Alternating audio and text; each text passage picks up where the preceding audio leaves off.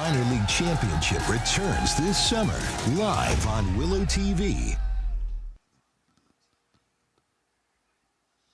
Beautiful day as the action continues here at Church Street Park, North Carolina, as the conference finals of the 2022 Toyota Minor League Cricket Championship presented by Sunoco rolls around in what will be an exciting doubleheader coming your way. We've already had one game for the day, and now in the second one, 6 p.m. Eastern start, the New Jersey Stallions, 1-0 up in the series, up against the home side, the Morrisville Raptors, who will be looking to rectify their mistakes and even up things at Church Street Park, looking to take this into one more day, fighting for survival. Well, so good to have my good friend alongside me, Nate Hayes. We missed you in the first game. You're repping your Morrisville Raptors.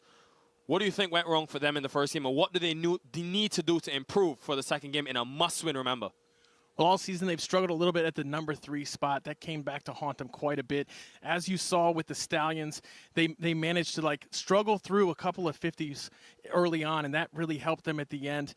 The Raptors didn't do that. They had to rely on their captain to make it look like what they could have done would have worked, which that'll help give them a boost in this game, I think.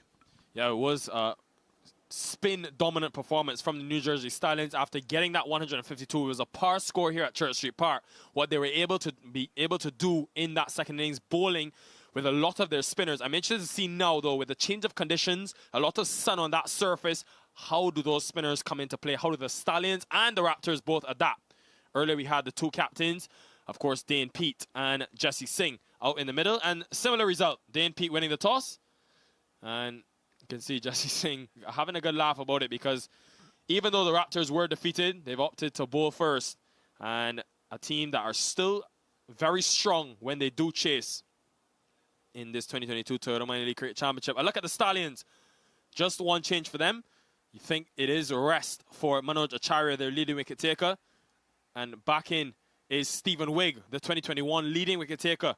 He also can be very lethal on this surface. You saw him put together an excellent performance of bowling, an excellent display in the finals weekend last season. For the Morrisville Raptors, your team, Nate Hayes. Well, we got Murali Ankaraju in the side, sitting playing in place of Shivakumar Duvarapu, who has often sat out the second game of every weekend series this season. Murali actually brings a little bit extra with the bat. Believe it or not, he can score at a quick rate, but he's a pretty good bowler as well. Obviously, they're going to need Lahiru and Dane and Obas Pianar to do very well in order for them to have a chance to come back. Well, the Morrisville Raptors, a team that, remember, have to win if they are to get to that finals weekend and at least get to tomorrow's game. As the Morrisville Raptors begin to make their way out, led by the skipper Dane Pete. But really expecting an exciting game under the lights, the beautiful facilities here at Church Street Park. Of course, around the league, we also have action with 8 teams remaining. The Atlanta Fire, also in this Atlantic Conference, winning earlier today by some 19 runs. Match number 2 was, of course, affected by inclement weather. And we will have a look at some of the other action happening around the grounds later on. Nate Hayes, is a similar story for the Raptors, who won the toss and bowling first. They got Anthony Bramble early, but Dominic Ricky got a 50. Because this New Jersey Stallions team were able to play here at finals weekend last season, and they've selected this to be their home ground for this stage, what do they need to do to ensure that they can break this opening partnership early? Well, they're going to have to, obviously, they're going to have to frustrate the Stallions with a lot of dot balls. They're going to have to keep it nice and tight, keep the Stallions batters from opening up, getting their arms free. Bramble really likes to go fast and quick and early, and they're going to have to cramp him for space, if you ask me.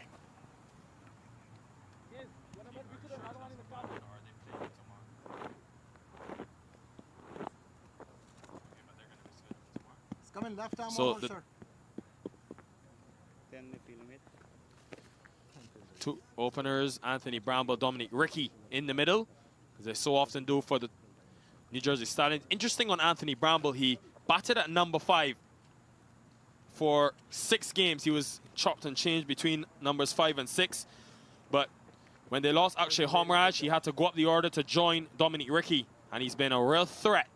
If he can get off on what we think will be a better surface for batting Nate Hayes, Bramble will be so important to this team's chances. The only 2 games that they lost in this season, Bramble scores 3 and 12. Once he's gotten a substantial score and a substantial contribution, because of the nature of his scoring ability, they've been able to win those games. Yeah, and the Stallions are definitely known for their bowling. They were the 3rd best team in all of 26 in terms of their ability to perform better than the average team with the ball. And Bramble really brings an element to their batting that they don't otherwise have. Well, the way that Dominic Ricky, as he faces Colin Archibald with that new ball in hand, different tactic for Dane Pete, who in the last innings, we saw Shivakumar Duvarapu, who's out of the team today due to injury. So it does mean a different role for Colin Archibald from the West Indies. First delivery, underway. Bramble also underway straight away. You love the prospect Nate Hayes, and I really give the MLC tons of credit for this best of 3 series. It's not something you look around in the IPLs, the CPLs. You don't see a lot of it.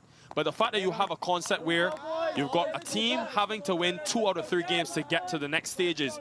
Now, the Morrisville Raptors are going to have to win 2 consecutive games if they want to be in next weekend's finals. And it really answers a question for the league. You don't want to do a ton of traveling all the time. So this allows an entire weekend to be full of playoff cricket with context because you're playing it all at one site in a best of 3 series. So it's an excellent solution. Dominic Ricky wanted the single, but sent back wisely by Bramble. He was really good, Dominic Ricky. It was an interesting approach by him and Sateja Mukamala because the two put on 72 runs together. And it was not the quickest of goings. You look at that phase between overs 5 and 10, they were only able to score 36 runs. They just scored at 6 runs and over, but it proved beneficial because of the platform that they were able to build for the likes of Daron Davis and others who came and utilized power at the end. Getting some steep bounce. Colin Archibald is going to have to reboard that one. Nate Hayes, where were you this morning? Didn't see you at Church Street Park. Well, I had some soccer to attend to. My daughters both playing football, round ball football, soccer. We call it soccer, obviously. But yeah, I didn't want to miss their action. It's been a couple of tough years with COVID and stuff. You don't want to miss that time with your family, and I'm lucky enough to have these games here where I can come and still do a game tonight and basically have my cake and eat it too. Well, Nate Hayes, a family man, much like this cricket, the action. Oh, getting some sharp bounce on that occasion. Variable bounce for Colin Archibald. Interesting. He has an unorthodox action, can be very skiddy at times. Right on the hands there for Dominic Ricky's hands. Yeah, Nikhil, even though I was there, when my kids weren't on the field playing, my face was glued to this first game. Well, of course, even the fact that this Morrisville Raptors team have been able to bring out the crowds and the families like yours as well, Nate. Looking forward to seeing your daughters here at the action tonight at Church Street Park.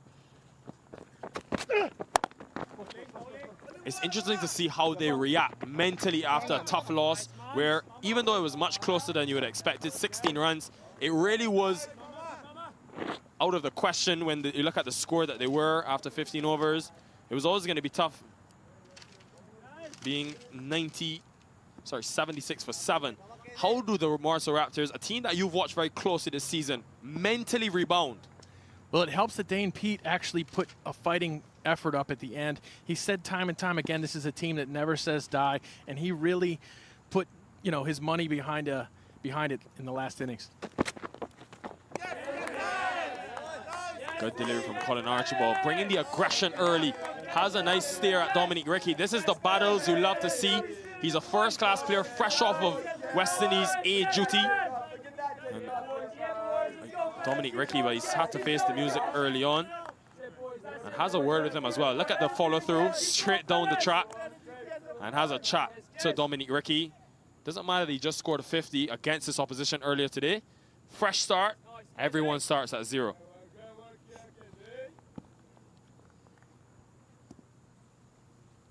Yeah, he didn't score that 50 very quickly, but runs on the board here really do matter. Short again. Has he stuffed him? There is a man at deep backward square, but Dominic Ricky opens his account with a maximum. And what a statement piece. The two still going at it in the middle. Oh, you love this. This is cricket at its best. Just using that pace from Archibald there. Didn't catch all of it. It didn't look like off the bat, but he just redirected it behind fine leg there.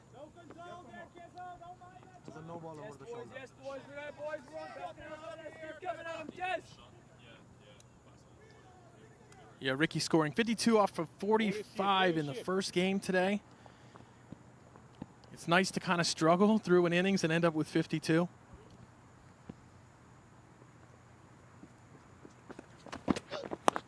Goes again across the line, but it's more fortunate for Dominic Ricky off the top edge and is going to cannon in to the advertising boards. What a first over it is for the New Jersey Stallions, and the conversation continues between Archibald and Dominic Ricky. Good kids, all over you, buddy. Well done, all over you, buddy. Nice, Desmond. Nice, Desmond. Anthony Bramble doing the mature thing, trying to break up the two.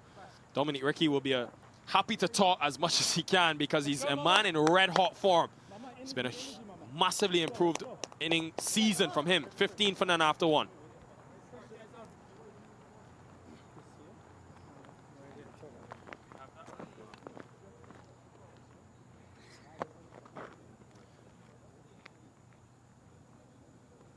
And 11 from 5 here from Dominique in the first over. That's great stuff. Like Nikhil said, you're happy to talk back when you're doing well like this. Now, what a season Dominic Ricky's had. Much improved from last year. And he's a man in great confidence. But he's had to face some experienced players. Colin Archibald, after he struck that 6. Oh, yes. You love a bit of showmanship. And Colin Archibald having to walk back to his mark after being hit for a 6. But you'll know it wasn't the most convincing of strokes, Dominic Ricky. So you want to get a couple more off the middle of the bat. The main thing, though, he is in the middle. He is in double figures yet again. Aditya Padala, a very impressive youngster with this new ball, especially at Church Street Park, into the attack. We've been lucky to see a lot of Aditya Padala on the premium streams over the last 3 weeks. Anybody who's been following can have a good taste of how good he is. Well, Anthony Bramble, interested to see how he now plays this situation. They've gotten a good start. Nate, he's so important, as we mentioned before, to this team and the way that they go about things in the first innings. They batted first 10 times this season out of 15 games, and they've won 8 of them and just lost the 2 against the Manhattan Yorkers during the regular season. Well, he's got that, latched onto it well, and just too short from Aditya Padala. He doesn't have the pace to bowl at that length. And Anthony Bramble, a monster you do not want to wake up. No, you do not want his arms free like they were in this shot here. And Bramble performed very, very well towards the end of July. Slowed down a little bit this month, but he is a monster waiting to be awoken. Pulls again. Astonishing from the power hitter at the top of the order. It's back-to-back boundaries, and the New Jersey Stallions, almost a continuation from earlier today. It's pure dominance to start in the first 9 deliveries. Square leg was in the picture, but Dane Pete had no chance. It was well positioned by Anthony Bramble. Waited on it, played it at the right time, and has opened his account well. This is definitely not Aditya Padala's length. This is not what you usually see from him. This time goes case off. Padala, and much better option, just be a single. Remember, for those now joining us for the first time today, the Morrisville Raptors, they have to win this game to stay in the reckoning and in this 2022 Toyota Minor League Cricket Championship. That's a leg.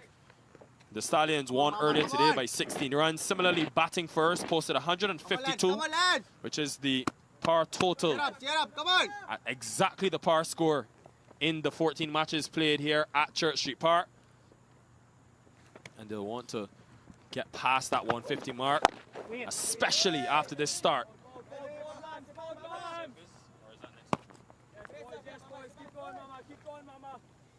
Excellent start here from the Stallions. 24 without loss. We're not even through the second over. Come on, lads. Come on, lads. Come on. Yeah, I was mentioning Dominic Ricky and how much he's improved this season. Man on screen, Lahir Malanta will be very important to this team. Didn't get money this morning. Down the leg side, wide, and more runs. Melanta's so good with the gloves on, but he just spills one, and it goes into the boundary.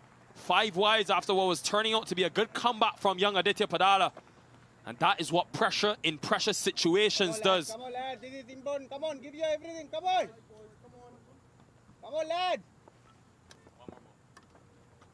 Rough over here from Padala. Come on, lads. This is what you risk with the keeper up at the stumps.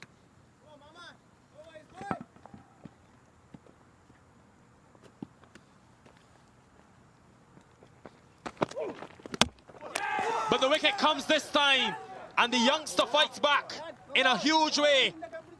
That angle, he's so dangerous with that left arm over. The angle back in to the right-hander. And Dominic Ricky completely deceived. Huge wicket for the Raptors. Well, it's difficult to prepare for the late in-swing from the youngster here when he has bowled so many balls at the wrong length or at the wrong line, and now he finally nails one. Ricky hadn't seen that up until that moment. Well, Dominic Ricky, after a half-century earlier today, not the same result for him. A couple of good strokes, but he's gone for 11. The Stallions, they lose their first. Score now. 23 for 1. My son, he's so soft-spoken. Everyone says he's so good-looking, and he never forgets to call. Hi, Mom. Born for your true self. The 2022 Tundra. Toyota. Let's go places.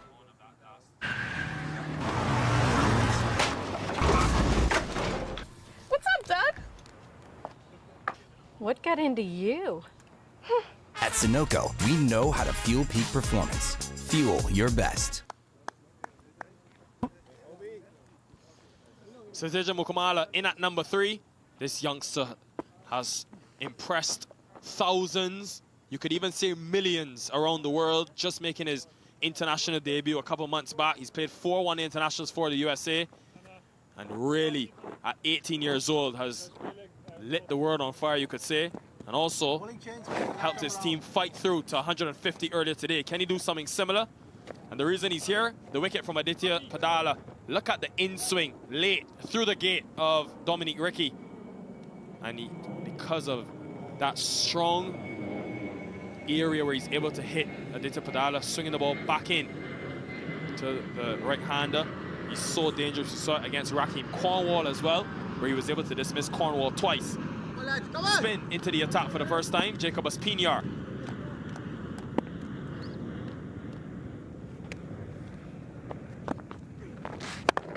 Starts on that shorter length, and it's work to be done for that deep mid-wicket fielder. It is Padala, just keeps it to 2. Almost got away with one there a little bit. That was a little bit too short, I think. Come on, lads. Come on. Come on, boys. Come on, boys. Tends to bowl at a little bit of a quicker pace. Hurries the batter a little. Really was a peach of a delivery from young Padala to get that first wicket for the Raptors. Comes across his stumps, and look at the innovation from this man. When he gets going, he can make you pay. Anthony Brownbill picks up his 3rd boundary of the innings, making up for what he missed out on earlier today. The Stallions count on their start so much. They're a very good team once they've established a good start. And that's one way to do it right there. What a delivery. And that's what I think Jacob Espinar needs to do a bit more of. Just slow it up. He was so effective earlier today in his 3 wickets at changing the pace and acclimatizing the conditions, which were spinning. Slightly different surface, slightly different challenge today. And it's going to be more runs. It's going to be 4 of them as well. Good ball, Anthony Brownbill showing the different levels to his game. That time, using touch, using timing. to get that past the infield. You get a look there at the quality of the outfield here at Church Street Park, how quickly the ball runs away.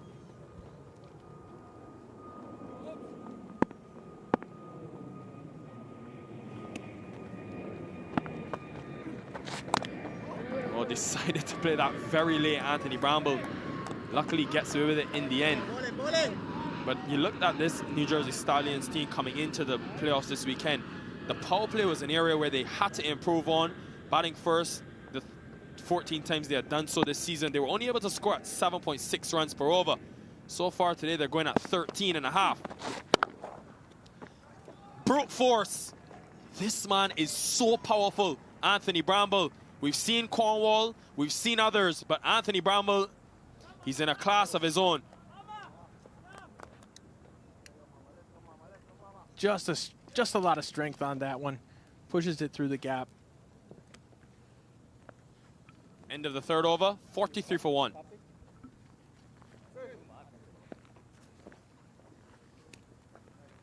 Well, at Church Street Park, the same surface being utilized, one that we saw earlier today, which spun a great deal, though I expect now with the dew playing a part, this surface to be much different.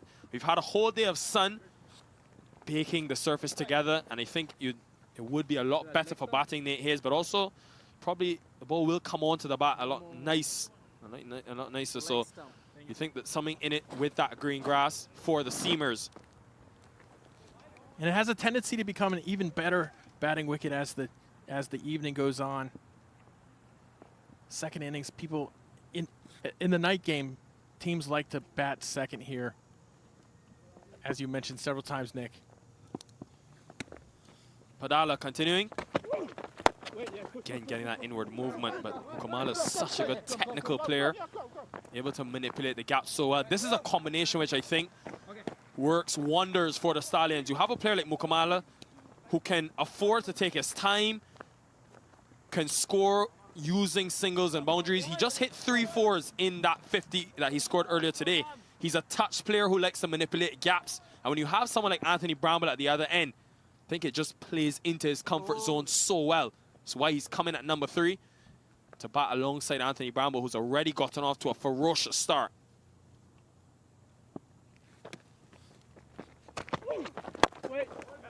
Testing Anthony Bramble, testing Mukamala, his young Padala.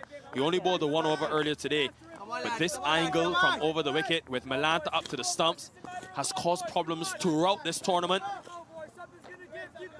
He has picked up the 14 wickets. He's also only gone at 7.6 runs per over, and he bowls at least 2 inside the power play.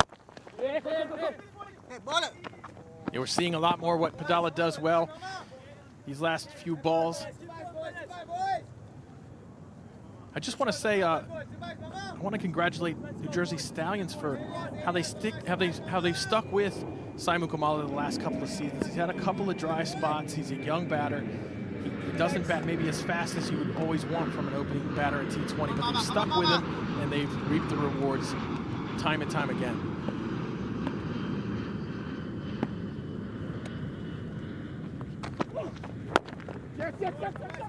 This is good cricket from Anthony Bramble. Very good cricket, because even when he hasn't been able to score boundaries, he's ensured that he gets to the other end, keeps that score ticking over. We know the importance of runs on the board, scoreboard pressure. Comfortably got home in the end. 152 was enough earlier today. However, as we said, this is a better surface, and the way that they've started, you think they'll be looking at going past that 175 mark. Straight back to Aditya Padala. These two will know each other well, both being in the youth setup, the USA team. Yeah, and with, you know, if New Jersey does get to that 175 run mark, they're a very difficult team to chase against, because their bowling is so good, so deep. They have so many options, as we saw Stephen Wigg back in the team.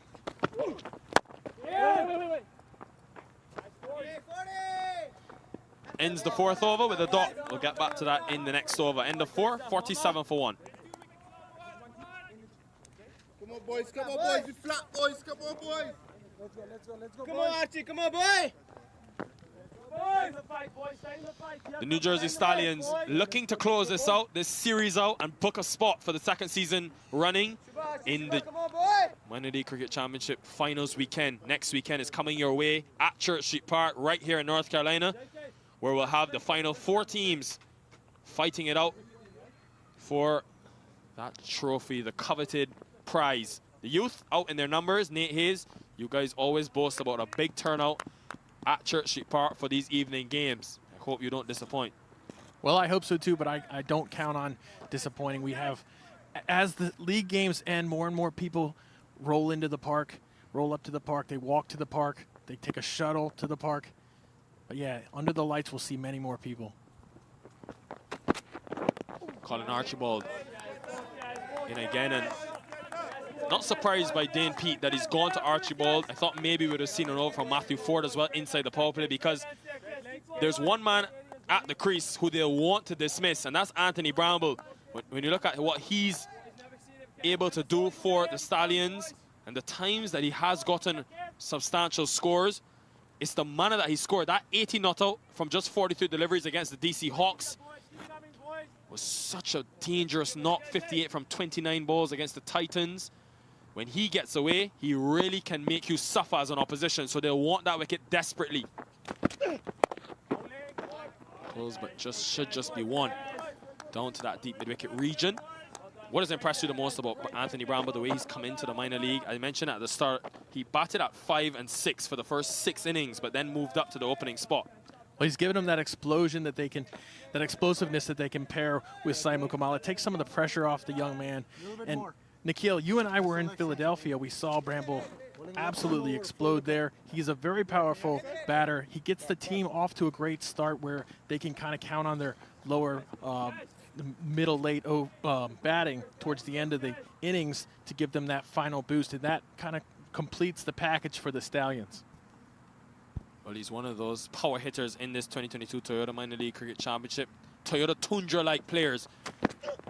Think about him, you think about Rakeem Cornwall, Jacobus Pinar on the Raptors. He's hit 6s. Another 2 from Mukamala. This young man is so adept at being able to turn over the strike.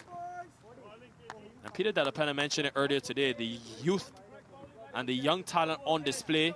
Mukamala's one, Matthew Ford, another. Adeta Padala, who we've seen already take a wicket. Just so great to see the young talent blossoming and maturing to play cricket at the highest level. Absolutely. It's critical. It's critical to the mission of cricket in the USA to develop these youth players, and they're already well on their way. Unable to squeeze that one past point. Good stop again by the athletic Ford. But so far, it's been a much improved over. Just 3 runs have come from it after Archibald conceded 15 from that first over. How they manage his overs as well as Matthew Ford's will be very interesting to see. The two didn't finish their quota in that first game, but you expected that because it was definitely more spin conducive in terms of the conditions that we had at Church Street Park. Archibald bowled 3 overs, 2 for 29. Matthew Ford also bowled 3, but for 33 runs.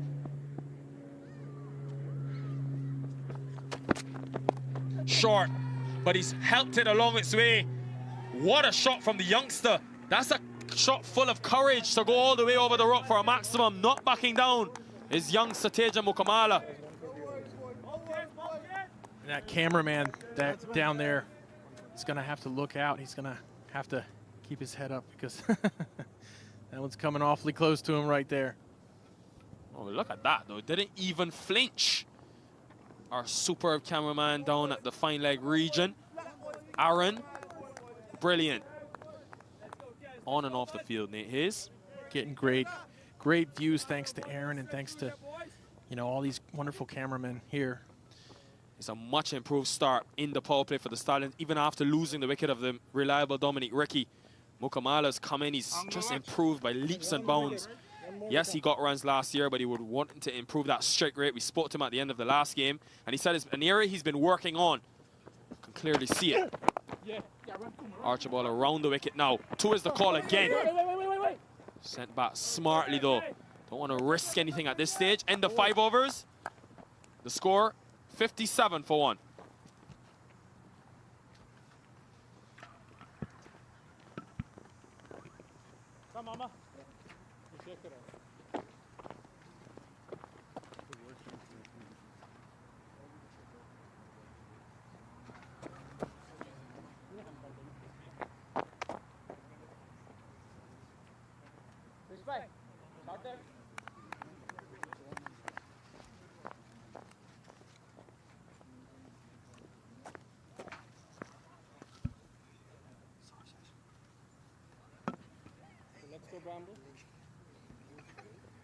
And so here at Church Street Park, the New Jersey Stallions have gotten off in quite a hurry. Anthony Bramble has gotten things going, 27 runs to his name. Saiteja Mukamala, he's been getting in on the action as well. It's been a pleasure to see what they've been able to do. And for the Morrisville Raptors, they're going to want to break this partnership. Bramble, he's been so good for them. Just because of what he can do up top the order. They lack that explosiveness. And Padala, can he break it? It goes full and goes straight. Mukamala goes straight back down the ground. Just going to get one to bring Bramble back on strike. Peter Della Penna once again with me in the box. Peter, what has impressed you about this start for the New Jersey Stallions compared to the sluggish one they got off to just in the earlier match today? Well, what's impressed me is how easily they've gone about this, considering the fact that the Raptors, the lengths they've been bowling, bizarre. Everything's short. One of the few pitched up deliveries we have seen swung into bowl Dominique Ricky. And just now on that last delivery, we see another rare pitched up delivery. And again, it's swinging in. When they pitch it up, the ball is swinging in. You're seeing a lot of inward movement from both pace bowlers, Archibald and Padala. You're getting a lot of shape from the left-handers moving in, yet they're not pitching it up. Everything that's been scored off of essentially has been short. It's a very rare pitched up delivery, and they pinch two off it. Good running between the wickets by Bramble and Mukamala. But that first over by Archibald, every single ball was short. That 6 was short. Free hit, short for 4. Then again, he bounces Mukamala in the last over. Hooked for 6. Everything that's gone to the boundary has been short. When they pitched it up, they've caused a lot more difficulty. Well, they go pitched up once again, and as you mentioned, it is peculiar to see them continue with that length. And for Aditya Badala, I think this is where you're going to want to operate. Be fuller. That's where you were able to take your initial wicket as well.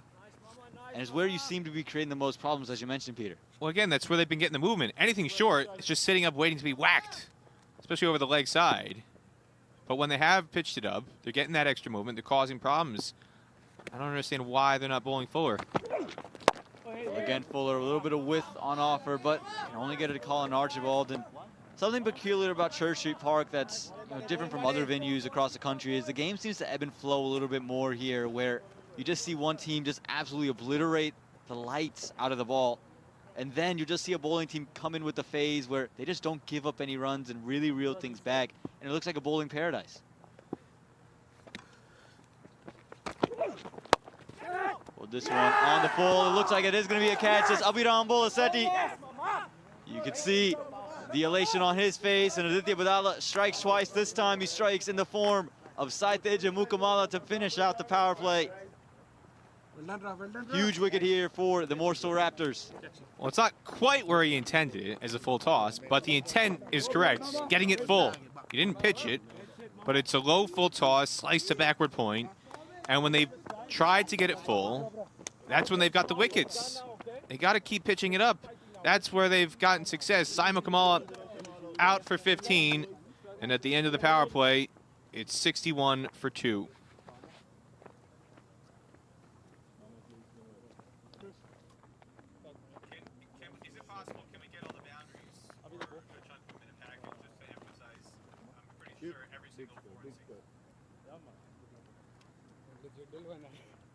Bravo, good catch.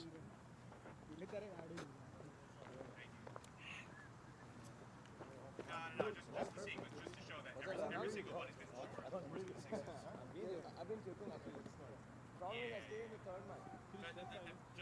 Sorry, just the pace bowlers. So not the third over. There were 3 in the third over. Spinner, I'm looking for the one. Far from over, boys. Far from over, boys. 2 quick wickets. man. A lot of things to look different, boys. 40. No one. Drop it 40, please. Please on that boundary. Well, Anthony Bramble, he's 28 from 16, and he's being joined by Paul Palmer, who's been so vital in the middle order for the New Jersey Stallions. Has really been a breath of fresh air for them. Again, just as Anthony Bramble was up top the order, they needed someone to explode in the back end, and Palmer has been that guy.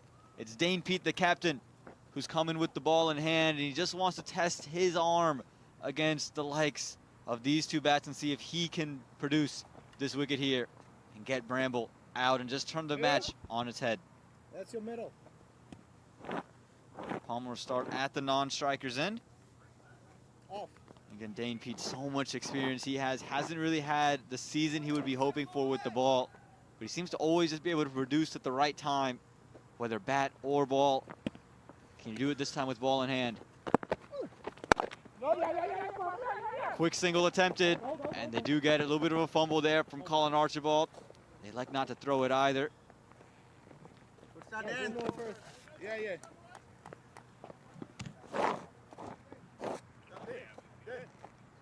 One out there. Middle stump, please. JK. That's your middle stump. Thank you. Extra cover. Two. And Dane Pete. It's bowling around the wicket to your batsman. 5 to come. Dane Pete wants to test his arm against the left-handed Paul Palmer. That's going to be the question here. That's why he's brought himself on. There's turn on offer on the wicket. We've already seen it from the over of Obis PNR. Think about that delivery he bowled to Bramble after being hit for a boundary. Right there, starting at the off stump. He's going to want to keep Paul Palmer pinned to the strike. We saw Obis PNR spin one back in on him in the first match.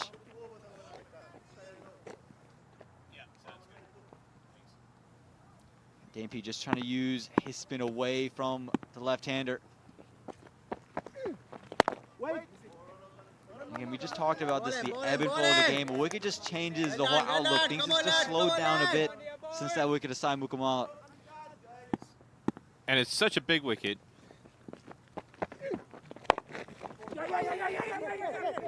As they go for that quick single and get it. Because of how he scored in the first game. In the first game, he scored off of 37 out of his 41 deliveries. So more than 90% of the balls he faced, he was scoring off of incredibly efficient innings. He only had the 3 boundaries, but he didn't have a dot ball after the 8th over. And to get him out at the end of the power play is huge in the context of how he performed earlier today, scoring his 3rd half-century of the season. Dane Pete keeping them nice and tight. And you mentioned Sai Mukamala. Think about Dominic Rickey as well, who was sluggish, but those two both scoring half-centuries, and those two scored 2/3 of the 153 that were put on the board. And now you just have new bats who haven't found as much success here as Dane Pete ends this 7th over at 63 for the loss of 2.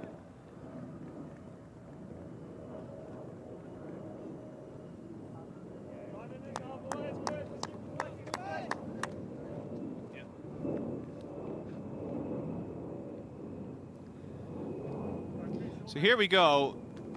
The boundaries in the power play against the fast bowlers. Dominic Rickey hooking for 6. And again, Padala short on the body, pulled behind square for 4. Bramble, that's a rare one, but again, that's against the spinner. So PNR pitched up, but you go back to Archibald, bouncing him, hooked for 6 over fine leg. So against the pace bowlers, when they were going short, that's where they were getting punished the majority of the time. Anything that's been pitched up, it's been much, much more difficult to get away. And the ownership of the Stallions would enjoy the Morrisville Raptors to continue to bowl short.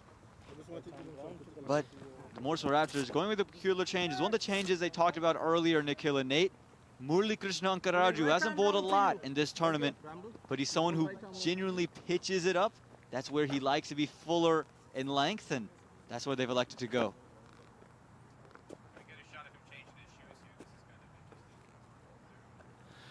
You don't see this too often. Maybe he wasn't ready to bowl. Maybe he got the signal. The bat phone was lifted a little bit delayed into the match, having him change his spikes.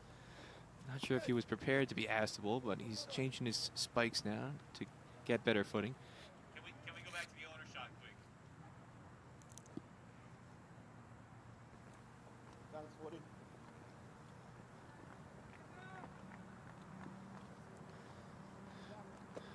Here's again the Stallions owner. So that's Ravi Suri on the left.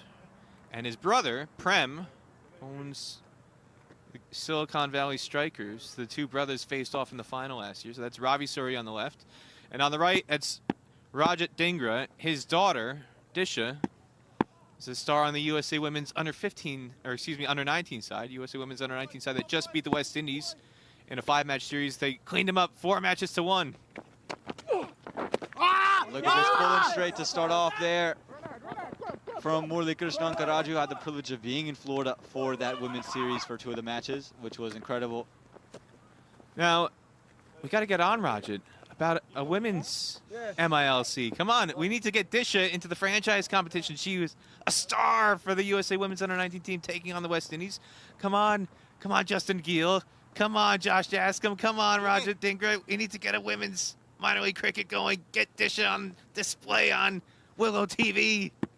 Well, she's got one of the best shots over cover, I'll tell you that much. But Murali Krishnan Karaju keeping things tight right now on the Stallions. You said it. Pitching deliveries up, keeping them on stumps, and daring one of these two big hitters to go across the line from there. He's going to ask all the right questions. That's why Dane Pete has turned to him. Yeah, this is much better bowling. Maybe that's all they needed. Magic shoes. It's the magic shoes, the magic spikes that are creating the momentum shift for the Raptors here.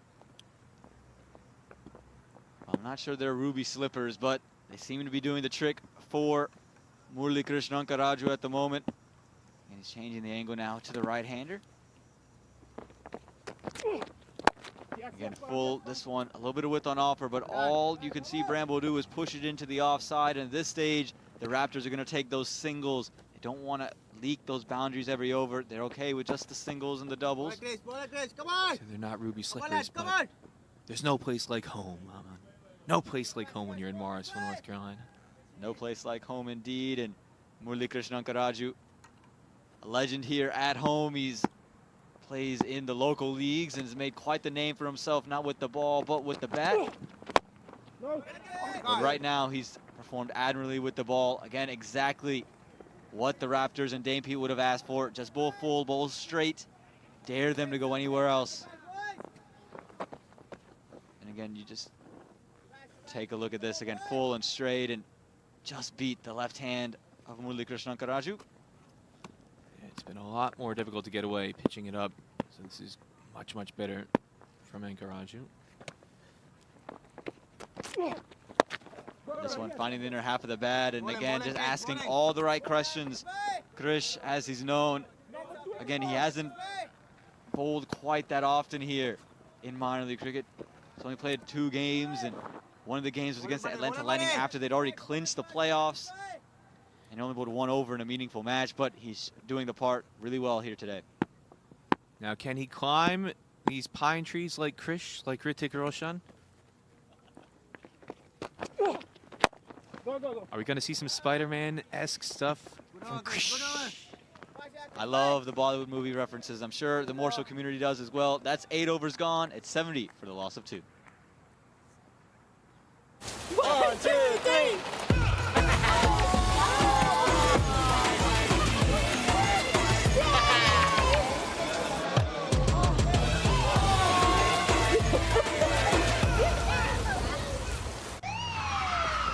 Took that last corner pretty quick. Sir, I need 1 hand on the roof, 1 hand on the pump. Timeout for Sunoco Go Rewards. Keep pumping. With new Sunoco Go Rewards, when you fuel, you save, because rewards come first. Just a little bit. Middle.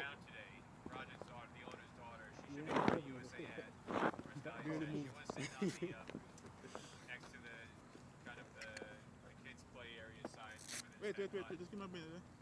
Second, sorry.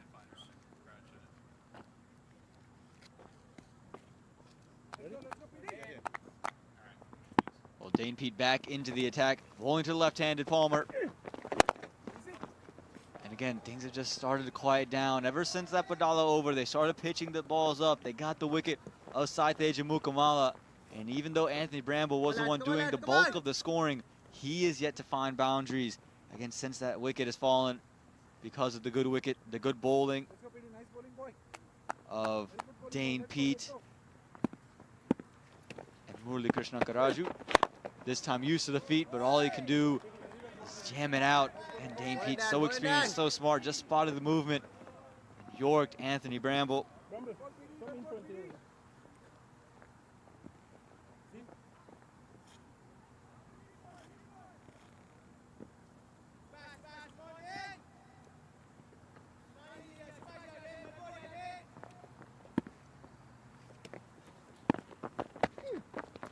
This time a little bit shorter, it's up in the air.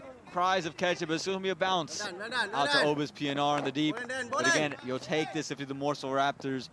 But can you continue to attack and find the wickets? We saw this from the Morrisville Raptors earlier today. They held the Stallions quiet, took wickets early.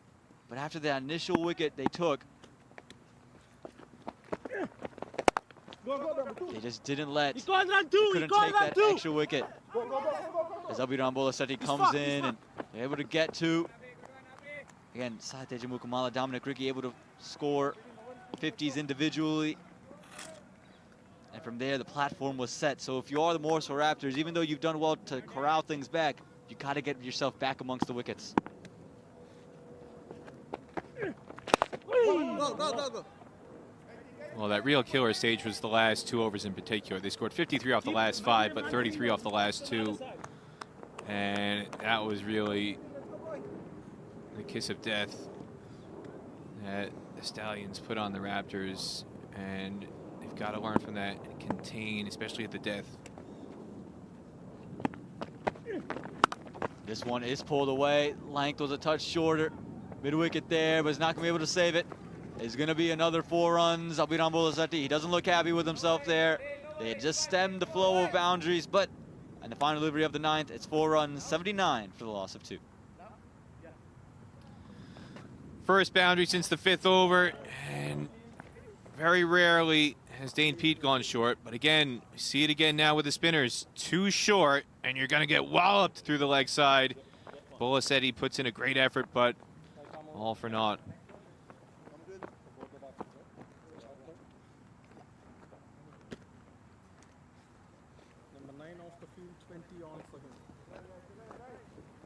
Bowling change.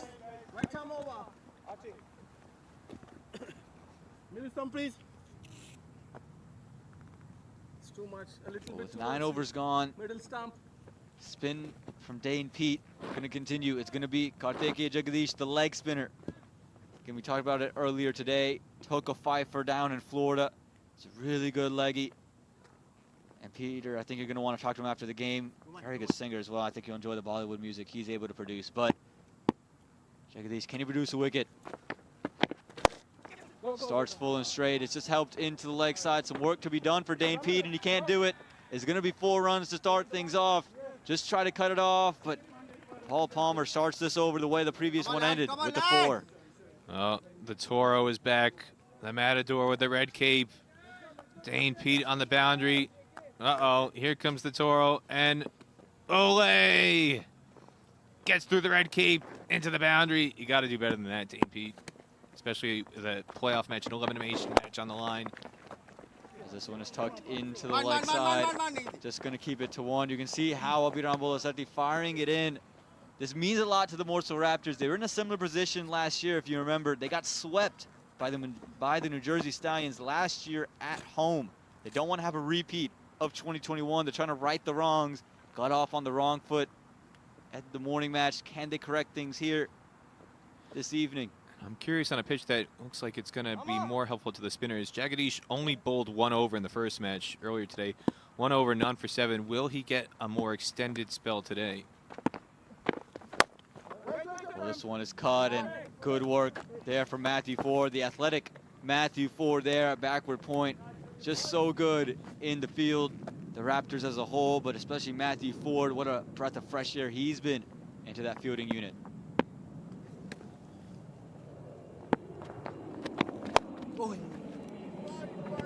Much better now from the Raptors. Good effort from Ford at backward point. Now single.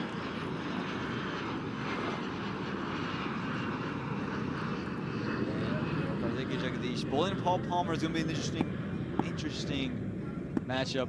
Got to expect a lot of googlies. See him starting on that length, close to Paul Palmer, not letting him free up his arms. Much better now. And again, this pitch, heard Nate Hayes and Nikhil Tamchandani talk about it before. They left it uncovered in between matches. It was very overcast for the first innings in the first match, but it's been blazing sun for the last 3-4 hours. That's helped make the pitch for the spinners. What chance of a run out here, but Lahidu Malanta never went to go pick it up. You could see Anthony Bramble was off in a hurry. Palmer sends him back, and everyone gets home. In the end, 10 overs gone, 85 for the loss of 2.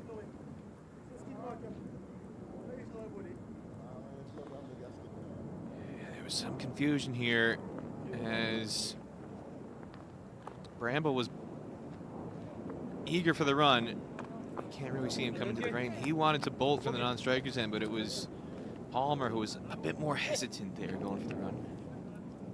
At the end of 10 overs, it'll bring about commentary change and bid farewell to Peter Della Penna and bring along Nate Hayes as Dane Pete continues with the ball in hand. And again, for the New Jersey Stallions, 2 wickets down. It was a good start for Come on. Saiteja Mukamala and Dominic Cricky. They played a couple of nice shots, but they weren't able to continue it.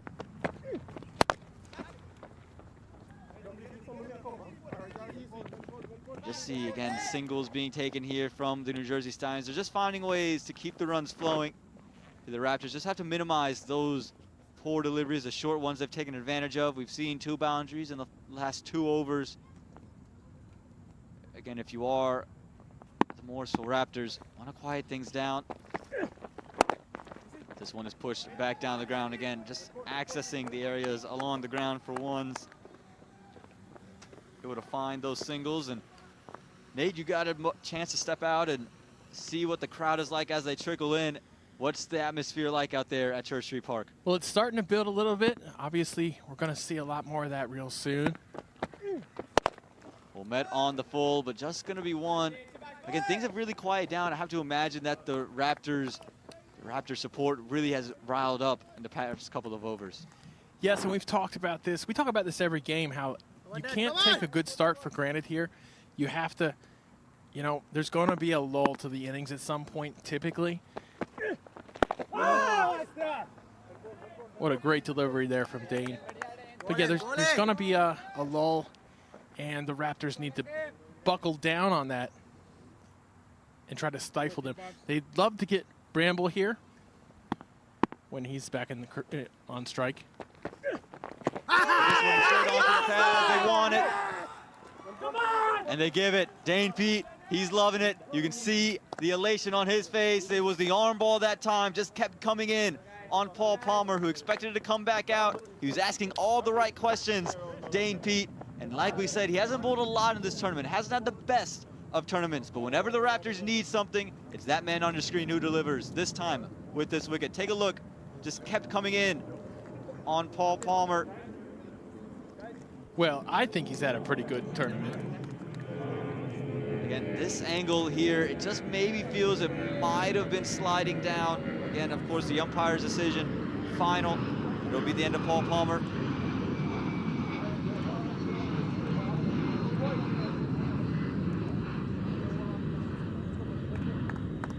As you said, the Raptors calling on Dane Pete, or rather Dane Pete calling on himself in the crucial times when they really need a wicket, when they really need to pull the run rate back. And he's been that man several times for them. He's been that man with the bat as well, as you saw in the first game.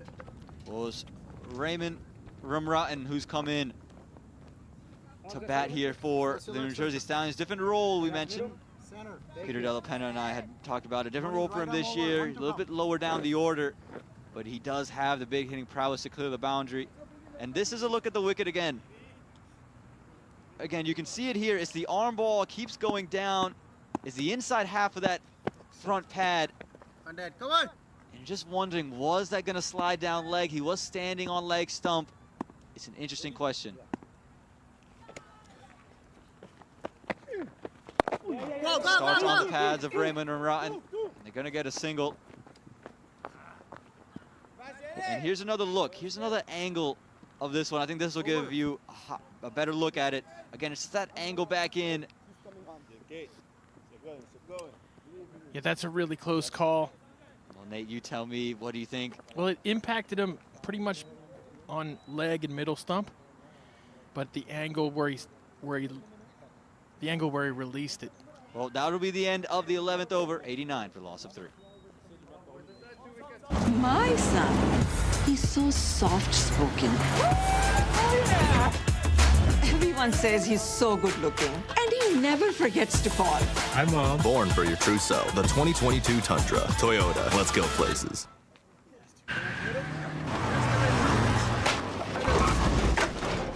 What's up, Doug? What got into you? At Sunoco, we know how to fuel peak performance. Fuel your best.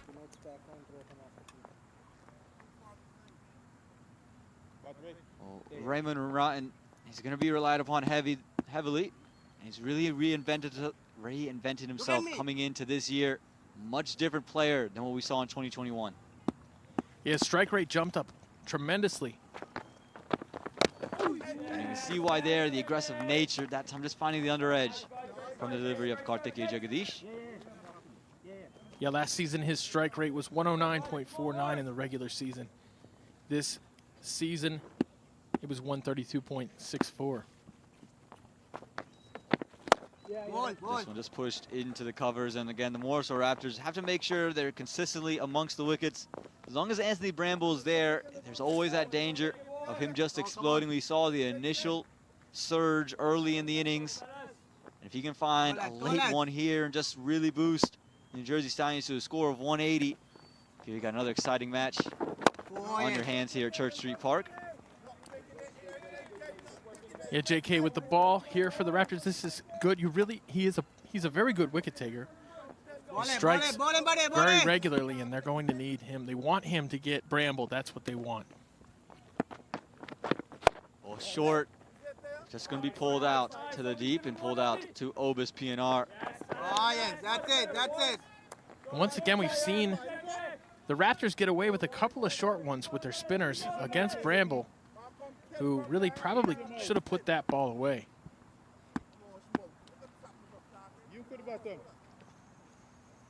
Raymond Rotten, he's someone who does like that slog speed option. And you just have to imagine, if you're Kartikeya Jagadish, do you try to loop one up and just dare him to play a slog sweep? We saw him get out like that last week.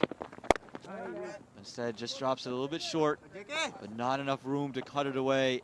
Kartikeya Jagadish, he's such a smart bowler, very intelligent. There's a lot of the variations as well. Very difficult bowler to put away. I know Ray's happy to be back here. He's made some tremendous plays in the field at Church Street Park in the past. Everybody remembers the one-handed leaping catch. This one in the air and just away of Abhiram Bolasati there. Short cover would have been an outstanding one-handed grab.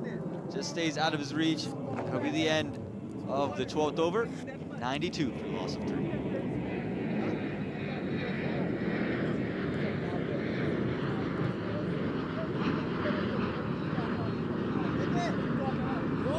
Well, the sun is very hot, and the Stallions have cooled down a little bit. Bramble started off on fire. He's slowed a little bit to 40 runs from 30, but he's still in the middle, and that's what matters to the Stallions. Ray Rimrotten with him right now, 2 from 5. Saiteja Mukamala was out a little bit early, and Paul Palmer never really got the strike rate that we'd like to see from him. Look at the worm again. Things just slowing down for the New Jersey Stallions as the Raptors have just come back in and kept things really tight. Fairly typical Church Street innings right there. And there's a familiar sight. Yeah, and that's the Patel family there. Mom, aunt, uncle, a couple of cousins there as well. So it's a family affair here at Church Street Park. I was gonna say you're gonna have to be a little more specific than that with the Patel family there. Come on. Again, we just live half a mile away, so always eager to come and check out the cricket here at Church Street Park. And again, a big playoff game in the mix here. The New Jersey Stallions, they're 93 runs deep here in this 13th over. Again, the Raptors will just love a wicket here. The wicket of Anthony Bramble. As Obis PNR comes into bowl and it's just pulled away. Going to be just a single out in the deep. And after that initial start from Bramble, we've really seen him been quiet. We really have. He's slowed down quite a bit. The first 3-4 overs of this innings did not look like this game was going to end up being a contest. It looked like we might not have a game on our hands Sunday, but if the Raptors win today, we'll be back in action tomorrow here at Church Street Park.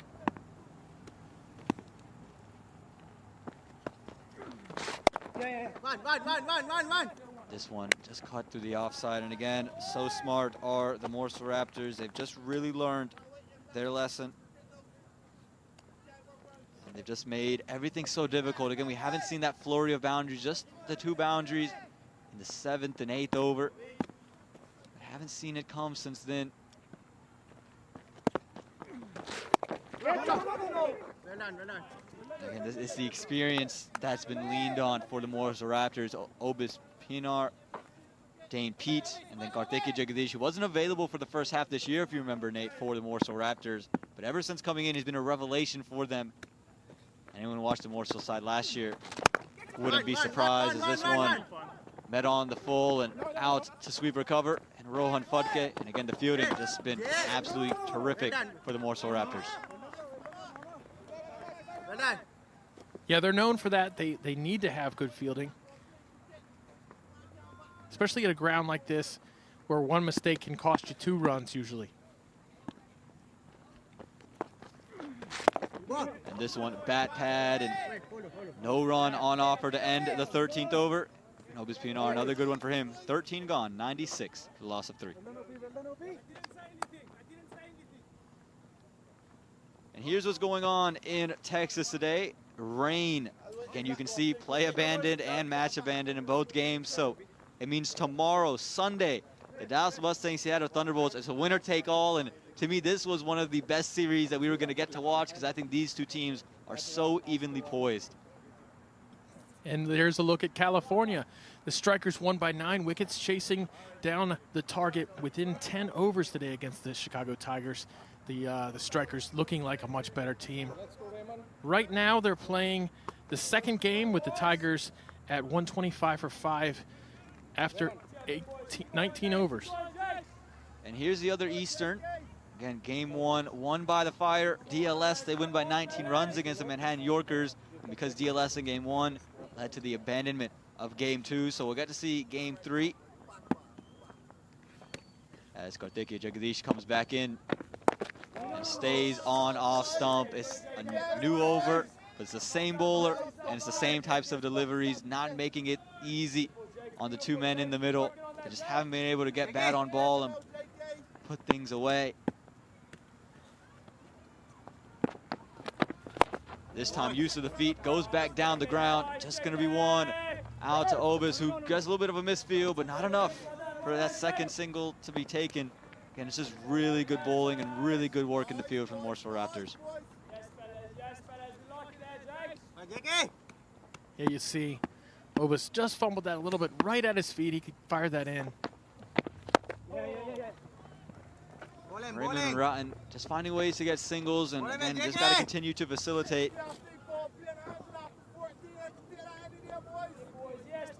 And again, the New Jersey Stallions, after that flourish of a start, they were thinking 180 for sure. Well, don't need shots like this. It's right back down the ground. A little bit over pitch there from Karthikeya Jagadish. And Anthony Bramble finally gets back onto one of them and sends it all the way straight back down the ground for 6 runs. Yeah, you said it. Bramble finally got a hold of a bad ball there. He had left runs on the table with a couple of the last previous, but here you go. Overpitched, like you said, and he got every piece of that. Yeah, as straight as you like, and it went over the side screen, so it means the need to get another ball out there and go look for this one. Again, for Karthikeya Jagadish, other than that point, he's given up 11 runs in his 2.3 overs, so he's been so sharp, and you can see the box of balls coming out. They're looking for a ball that's 13.4 overs old, Nate. Well, up until that last one, I think the Raptors were a little bit happy with the previous ball. We'll see who's happy with this one after a few overs for sure. Well, there's Dane Pete. Again, he's just looking for options. You see him talking to Jesse Singh as well. Again, both captains, and just having a word about what's going on. And I'm sure they're having a nice friendly discussion over. What do you reckon they're talking about, Nate? Just how wonderful and gorgeous this ground is, and how Jesse Singh couldn't wait to play here. Maybe they're talking about USA's close victory against Scotland the other day. Or whatever they're talking about. Would love to be a fly on the wall. This time the inner half of the bat goes out to deep mid-wicket. It's a good comeback delivery that from Karthik Jagadish. Just pulled that one back. And Bramble could only just swing around it. But that'll be his 50. 50 from 37 deliveries for Anthony Bramble.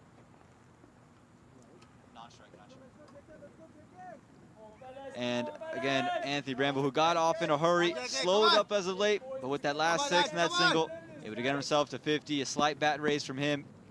Again, he's looking at much bigger things. This one just pushed, and it's going to be a dot ball to end it to Ray Munrotten. Again, 50 for Bramble. And that'll be the end of the 14th over. And at the end of 14, the score is 105 for loss of 3.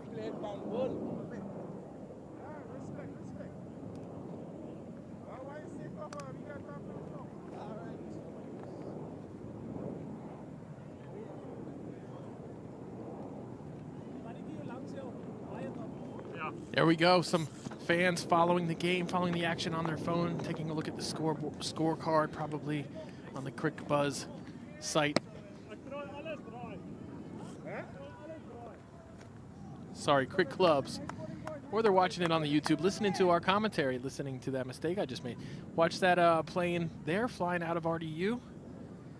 One of the common sights here. Not uncommon to see plane in the air, but we haven't seen balls go in the air for boundaries. Just the 1-6 that we've seen fairly relatively, and it's because the way Obis Pinar, Dane Pete, the way they've been able to bowl and keep things so tight. Think about Karthik Jagadish as well. He's kept things tight in this middle stage and middle phase of the game. This one is pulled, it's in the air. It's gonna be a couple of bounces away from deep mid-wicket, but good work.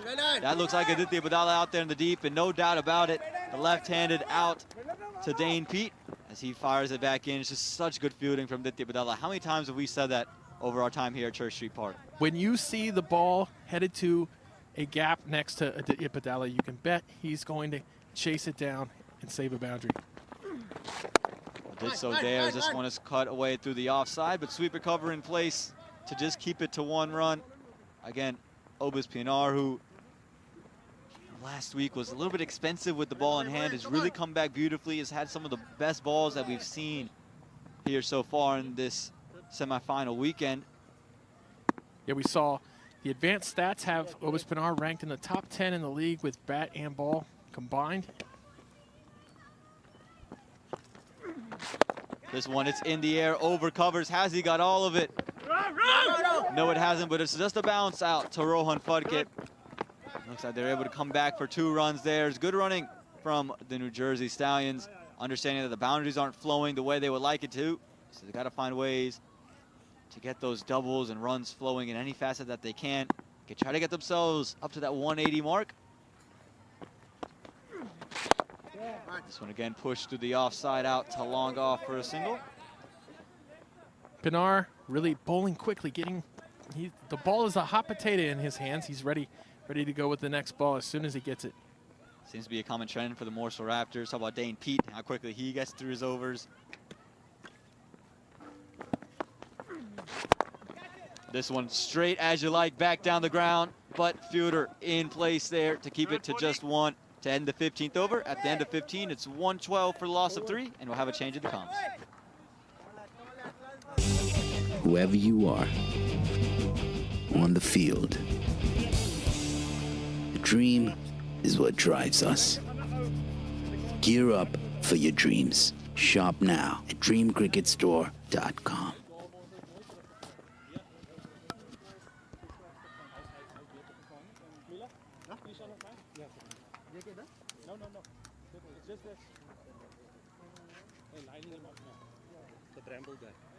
What do you think? Should we go take it?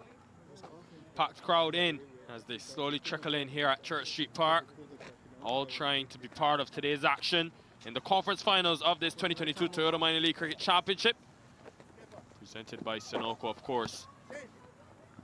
It's been a real treat these first 15 overs. It's a must-win game for the Morrisville Raptors. Remember, if you're now joining us, the Stallions won earlier today by some 16 runs to ensure they go 1-love up in the series, a best of 3. And the future stars, good cut shot being played as they come back for 2. We've got the commentary at all parts of the ground here in Church Street Park. So Ankaraju just bowled the 1 over for 5 runs. It's been a very eventful couple of overs where the Raptors have fought back, restricting that scoring rate to less than 8 and over. The danger man though, Anthony Bramble, is still there, and he's past the 50 mark, which is sort of easing into his territory the last 5 overs of the game. Peter Della Penna alongside me. Who's the happier of the 2 teams at this stage, Peter Della Penna? I still think the start that the Stallions got, the Raptors are going to be facing an uphill battle the rest of the way here. They've got to contain them really well at the death. Hasn't quite got it. There is that deep cover fielder, and he takes the catch, Aditya Padala. So Raymond Ramratan has struggled in his 13 deliveries, had to get a move on. They've got 7 wickets in hand. And in the end, Ankaraju into the team today, making a difference with the ball. Well, all the luck that Sivakumar Tuvarapu did not get in the first game. His replacement, Ankaraju, starting to find that luck. Sky chance by Ramratan. Finds the cover sweeper Padala. He goes for 9. And it's 113 for 4 in the 16th.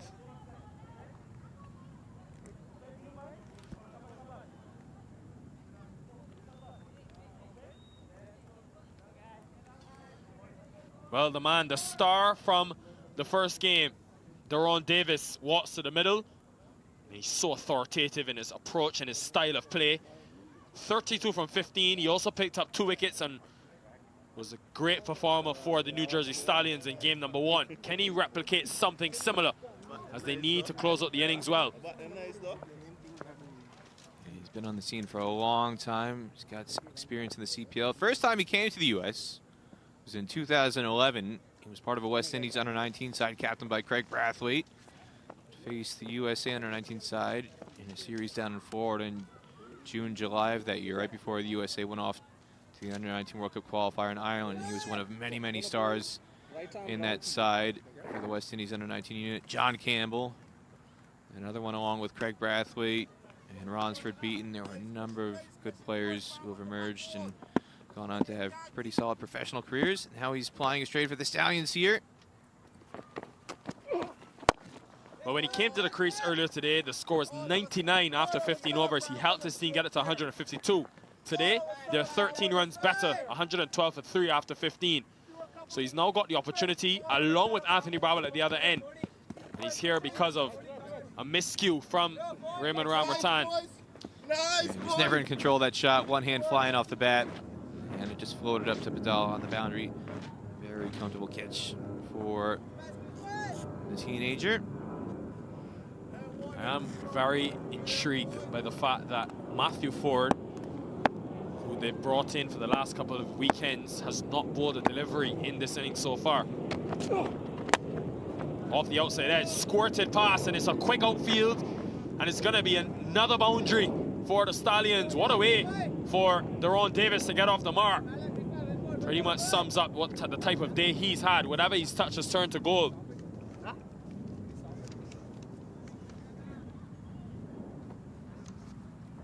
He's only had 1 dot ball over the course of both of his innings here. As you said, Nikhil, he has been very difficult to beat the edge. When you find the edge, it still goes to the rope. Well done, good effort. Good effort by Fadke, but he's able to just keep it to 1. Now, Matthew Ford not bowling on delivery. Come on. Earlier today, he bowled 3 overs for 33 runs. given the wicket taker that he is, though, even though he has struggled today at least to pick up wickets, I still think he's got to be into the attack. You've only taken 4 wickets. Interesting move from Captain Dane Pete. But a well-bowled delivery from Ankaraju to round out the wicket. And a successful over coming to an end, 120 for 4.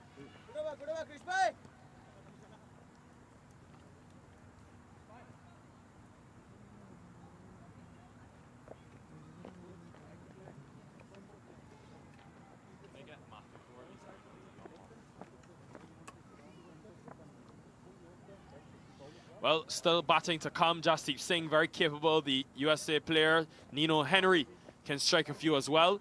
Stephen Wigg, also known for his power at the death. But the main 2 in the middle, Anthony Bramble and Daron Davis. Plenty of options for Dane Pete to choose from. He's got Jacobus Pinar, Colin Archibald's got 2 overs remaining. Padala still has 1. Kartikeya Jagadish, the leg spinner, also only bowling 3 overs. Some of the tall towers in the first 3, but they pull things back well, the Raptors.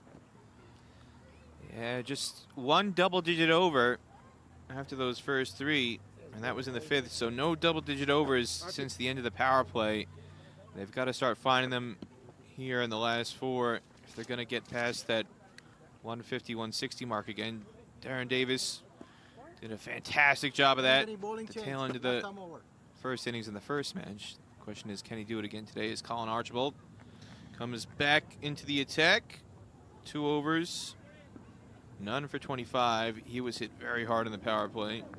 15 in his first over, and then another 10 in his second. And everything that got hit to the boundary off Colin Archibald in that opening spell was short. Kept going short, short, short. And Dominic Rickey hooked him for 6. And then again for 4 off a free hit, and then he bounced Sai Mukamala, and again was hooked over the fine leg rope. So all the bowlers who've been having more success today, they've been pitching it up. Almost every single wicket has been on a pitched up delivery. I wonder if he'll change his tactics here at the death.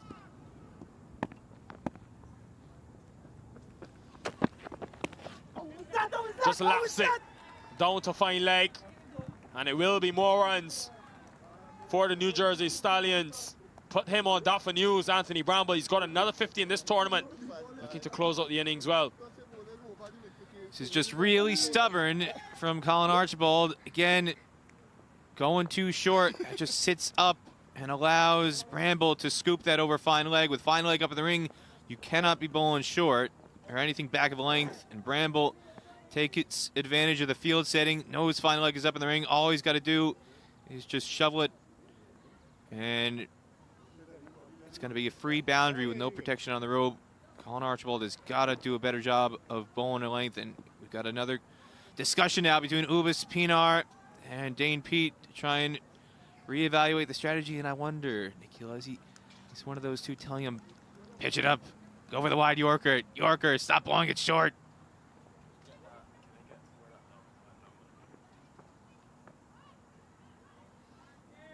So Colin Archibald has been on the expensive side today.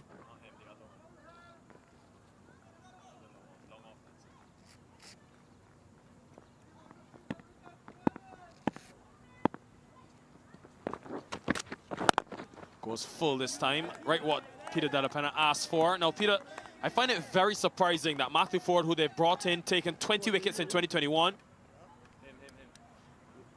And even though he bowled 3 overs for 33 runs earlier today, he's not been given the ball at all in this innings. I find that very surprising as one of the wicket takers, the first man to pick up a hat-trick in minor league history.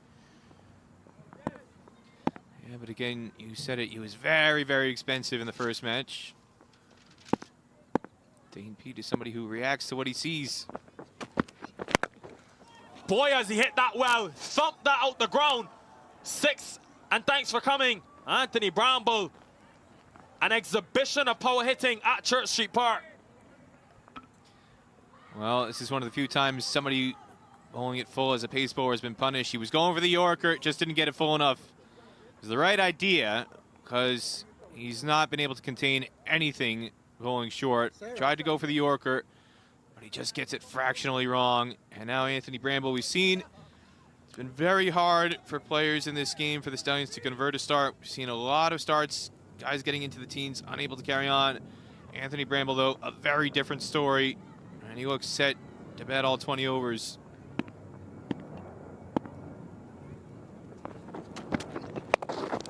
Goes short this time. 2 is the call for Bramble. He wants it, you'll get back the strike. Last year at this time, it was Robman Powell from the West Indies under the lights at Church Street Park who was thumping it to all parts. Today, it's Anthony Bramble in a similar position for his team, looking to close things out in an elimination game for the Morrisville Raptors. You win this, and the Stallions book a place in next weekend's finals weekend at Church Street Park. And he knows the importance of this game. Still 3 overs remaining after this. Valuable runs. Goes short again. Pace off this time. There is that mid-wicket fielder, though. It will just be a single. But the way that Bramble's commanded authority, he strikes at 150 in the tournament. He's showing you exactly why he'll relish this opportunity to play on a turf surface. A lot of the cricket in New Jersey would have been on that synthetic matting. Yes, like some middle away. Yeah, their home ground, Howe Athletic Complex in central New Jersey, is an artificial wicket. He's shown no difficulty adjusting back to the natural turf here. One to come. And there's really no respite. Darren Davis now on strike. Pick your poison if you're Colin Archibald, as Milanta, the keeper, just adjusts the angles to the boundary riders on the leg side. I want to make sure they get this right. The field suggests that he's going to bowl or look for that Yorker length. With that fine leg, you want to be attacking the stumps. He has that added protection in the deep. Could go short as well with the 2 sweepers on the onside. But he has been punished, as you mentioned, when he does go short. Choosing to come around the wicket now. I think he's just going to try and slant it for the wide Yorker, just get a very wide angle. Angles the ball into the body of Bramble. Oh, sorry, Daron Davis. Just be a single, though, to end a big over for the Stallions. 14 runs from it, 134 for 4. Well, Anthony Bramble has been magnificent in what is his 4th half century of the tournament. From the very beginning, he would have missed out earlier today, but he's just manipulated the field so well, dominating the power play the first 6 overs with fielding restrictions. But then, once the middle overs and the spin came into the attack, did well to continue that scoring rate, ensure that they had 1 set batter at the other end, and then can play strokes like that when he's well set. And boy, is he a special talent to have on display in this 2022 Toyota Minor League Cricket Championship. And it wouldn't be possible, of course, without our corporate sponsorship, Dafa News, Toyota, and Sunoco. Brilliant to have them on board. Toyota for a 2nd season running. You think about Toyota Tundra, a couple of players come to mind. Bramble, certainly one at the top of the list.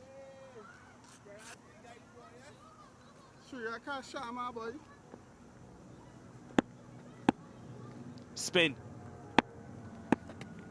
Actually, no, it's Ankaraju continuing. Full toss. Back down the ground. Should not get to the boundary.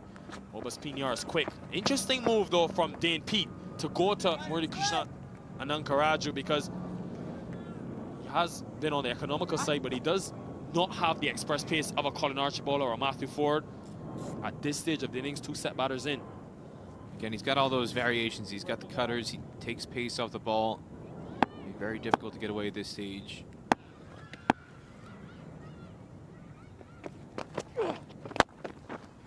Power down the ground again.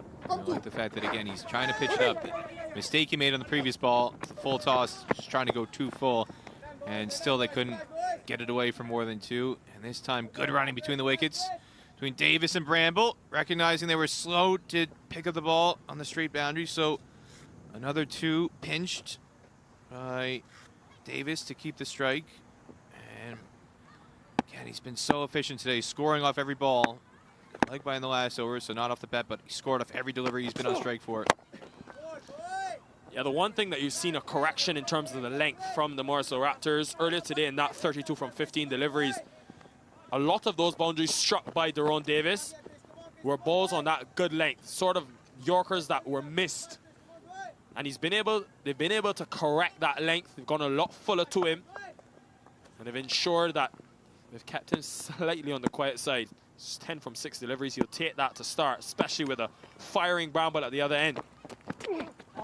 Full toss. And Bramble will not miss out on that. Gets it in the gap through extra cover. Asking the question about the height for the no ball. And he just gets it wrong. Ankaraju, you cannot afford to miss at this stage. Boy, this is awfully generous from the square leg umpire, Martina Nandar. Live, it looked like a clear no ball over waist height. And I haven't seen anything on the replay to convince me otherwise. And yet, they've given it as a legal delivery. That is clearly around the ribs. And yet, it's not been signaled a no ball, Nikhil. Yeah, he is a seamer, so I can't understand that decision from the umpires, but no ball signal. It's the third full toss in the over we've seen from Ankaraju. He's gotten away 2 out of the 3 times. He's got to find that length and find it quickly because he lacks the pace. So someone like a Daron Davis, who's been in really good touch, will be able to size him up, get under those deliveries, those full deliveries. Has to execute well to close out this over. The run rate now has gone past 8 for the first time in about 5 overs.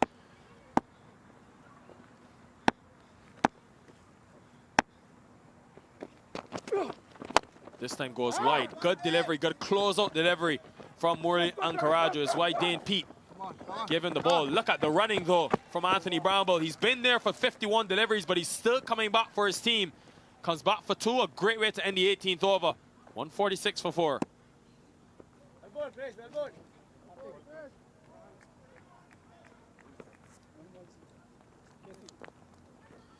The ante, they're up in the ante here. The New Jersey Stallions at a critical phase of the game. The last 5 overs, 146 for 4. Bramble stand out with 75 from just 51 deliveries.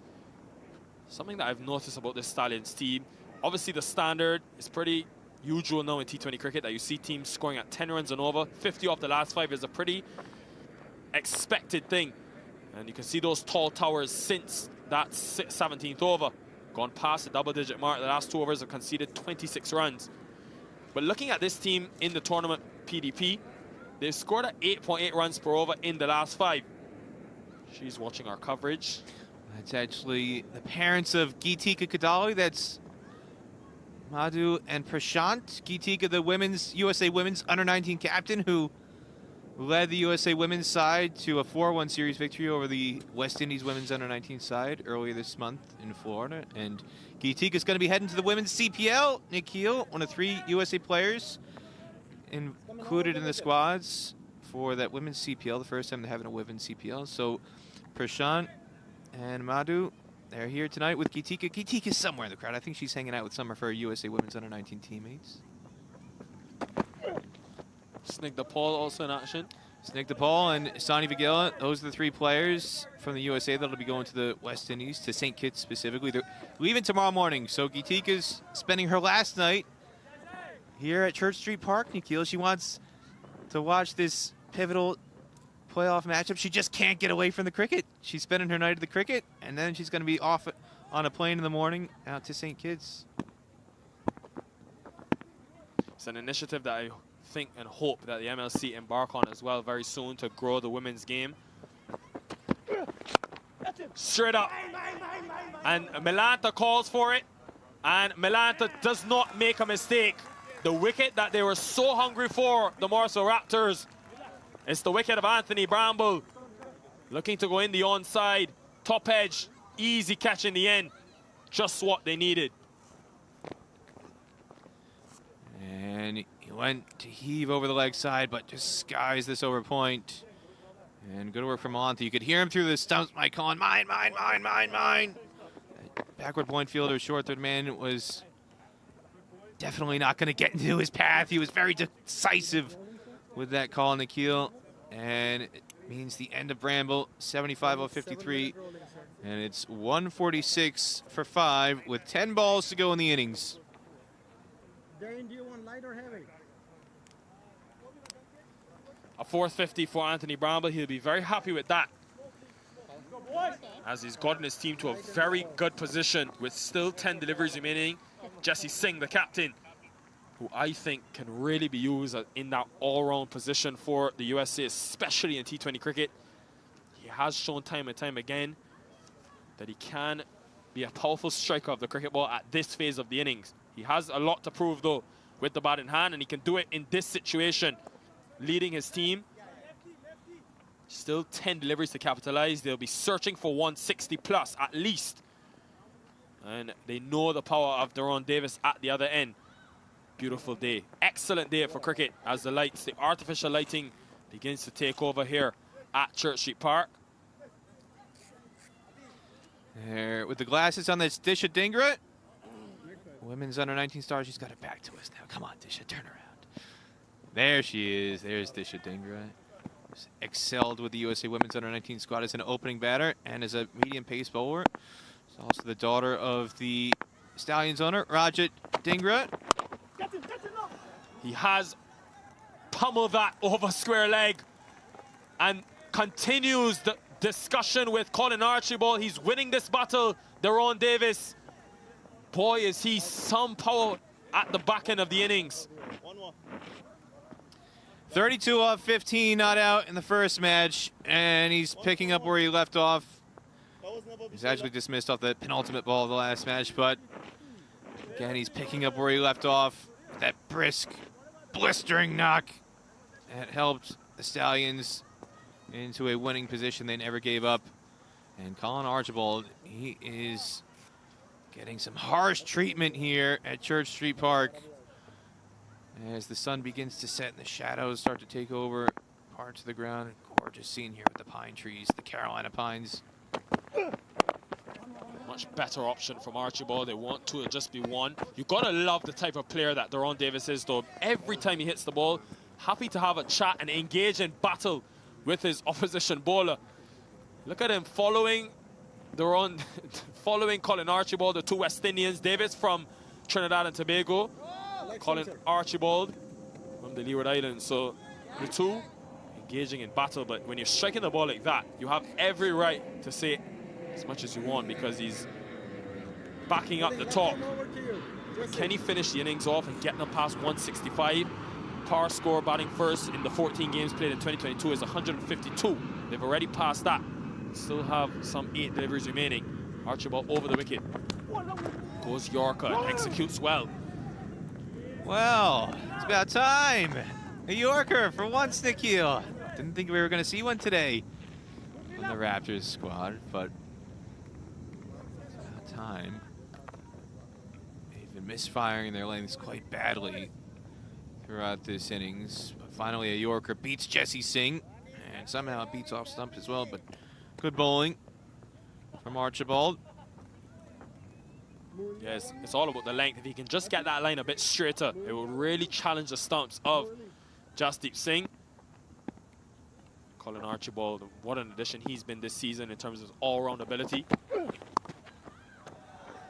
That is unbelievable from Jesse Singh. He's just come to the crease and he uses the extra pace of Colin Archibald. That's got to be one of the shots of the day. And what a way to close out the over as well. Well, this is good recognition of the field. Innovation from Jesse Singh, fine leg up in the ring, and again the length wrong. Goes for the Yorker again and misfires, gets punished badly. And it goes over, fine leg to the rope for 4 runs. 157 for 5. Just 1 over remaining in this contest, and the New Jersey Stallions will be backing themselves to close out with the ball in hand after they were able to restrict the Raptors to 136 earlier today. Now I've got a much better total on the board and still have got an over remaining for the likes of Davis Deron, who's backing the runs to attack Jasdeep Singh as well. No stranger with the bat in hand. And these two will be looking to finish the game off. 165 from here, you think a very competitive total. But it has, this track got better for batting as the day's gone on, as that sun has baked the surface. And remember, the Stallions, with a lot of spin, will have the dew factor to deal with as well. It's a very still day here at Church Street Park, so you expect the dew to play a part. The final over, Morley Ankaraju is going to be bowling it. Interesting move from Dane Pete. That could go either way.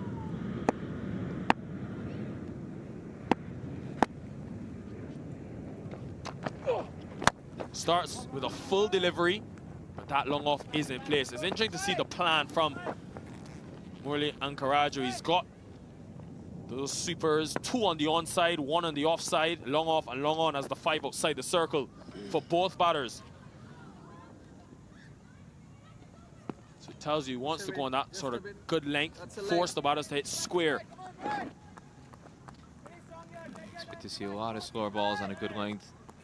Utilize those square boundaries, get them pulling and cutting. Nothing full.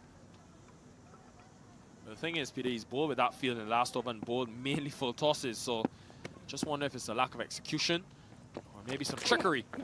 And he goes full again, but long off is in place. So far, so good. A good start to the over, just 2 singles conceded. You take this if you're Dane Pete. You can just keep the boundaries to a minimum. For him to come in at this time, though, in a must-win for his team, he's done really well under pressure. And again, you can see from this drone shot, it's not easy batting at this stage of the day. The shadows are creating some awkward angles for the players on strike. It'll be much easier in about 20 minutes when the floodlights really start to take over once the chase begins. Another full delivery and another dot ball for Morley Ankaraju, a man that before today only bowled 6 overs in this minor league edition. But for him, after just playing the 5 games, to come in and execute for his captain under this type of pressure, deserves a ton of credit. Let's see how he closes out the remaining 3 deliveries. Where's he been all this time, Nikhil? But I think it tells you the depth that Dane Pete has had to choose from. And he's not afraid to use that depth. He talked before about why is Matthew Ford not bowling. It's because what Ankaraju is doing right here, this is exceptional for somebody who's been lightly used throughout the season. Goes wide outside the off stump again. Obas Pinar takes the catch comfortably.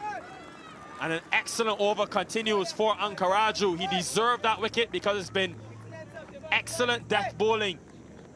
We know the importance of momentum in T20 cricket. How crucial could this over be? Oh, this is a huge momentum shifter, going for that wide Yorker, and this is so hard to get away. Even as a low full toss comes off the toe of the bat, you're rarely going to see those get cleared over the rope, and Pinar does well to come in. Only the 3rd dot ball of the day for Darren Davis, and it brings about his wicket out for 20. 159 for 6 with 2 balls to go. Stephen Wigg comes to the middle for his team, and he can strike the ball. He will be off strike. The batters did cross. Have to reball that, and it goes to Milanta as well.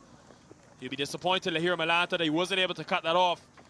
After such a good over from Ankaraju, that will be painful for the Morrisville Raptors, releasing some of the pressure. Well, they conceded 33 off the last 2 overs in the first match earlier today, and it looked like it was going to be a different story with Ankaraju bowling here. Done so well to just give 2 runs off the first 4 legal deliveries, and then in just one moment, he undoes all that hard work. Very, very bad timing. 5 wide, so still 2 legal balls to go. Goes full again. This time, Jasdeep Singh looks for 2. He wants 2. They're going to get it quite comfortably in the end. Good running from the skipper of the New Jersey Stallions. They do cross that 165 mark, which they'll be very happy about. It's about 10 to 15 runs above par, you would think. That was a low full toss from Ankaraju. Always difficult to strike. And Jacob Aspinall doing the rest. Not going to drop that. So just 1 delivery remaining, 1 legal delivery remaining. The New Jersey Stallions, you think, will be very happy with this position, but it is a good trap. There will be dew to deal with for their bowlers. The Morrisville Raptors have got to go all guns blazing. They've got to chase this to remain in the 2022 Toyota Minor League Cricket Championship presented by Sunoco. Final delivery. Full again. Excellent over. Just the 1 boundary coming by way of extras, but it means that 10 runs and a wicket from the final over. You'll take that if you're the Morrisville Raptors. A great way to close out the innings, but for the Stallions, led by Anthony Bramble, they get past 165 and post a very competitive total, already up 1-love in this series. Well, we saw in the first match, 152 was more than enough for the Stallions to defend. Can they replicate that here under the lights at Church Street Park?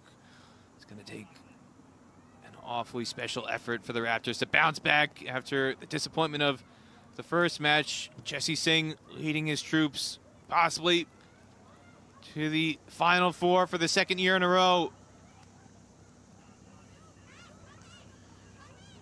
Well, it's been a pretty eventful batting display from the Stallions, led by Anthony Bramble with his power, 75 from 53 deliveries, and a few contributions in the middle from Sateja Mukamala. Paul Palmer didn't really get going, and Daron Davis, as he so often does with his power hitting, 20 from just 12. Jasdeep Singh hitting a couple of boundaries in the end to get the team up to 167 from the 20 overs.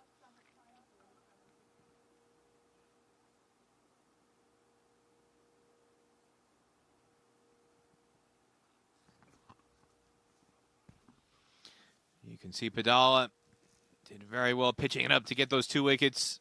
And Ankaraju so sparingly used throughout the season, just 6 overs coming into today, and yet he comes up in a big, big way in an elimination match. 2 for 35, good in the wicket of Davis at the death. Dane Pete also a fabulous spell, 1 for 15 in his 3 overs to give his team a fighting chance here. An eventful innings led by the New Jersey Stallions. The first over conceded 15 runs from Colin Archibald. Was some short stuff to Dominic Rickey, challenged him, but he did get a few fortunate blows for his Stallions team. From the other end, though, it was carnage from Anthony Bramble. 4th half-century for him today. He did extremely well, as he so often does inside the power play overs. The two made use of the fielding restrictions. With just 2 fielders allowed outside the circle, they got 61 from the first 6. Dominic Rickey, though, was beaten by a beautiful delivery, lateral movement from Aditya Padala, straight through the gate. Anthony Bramble, though, just showed the different gears to his game.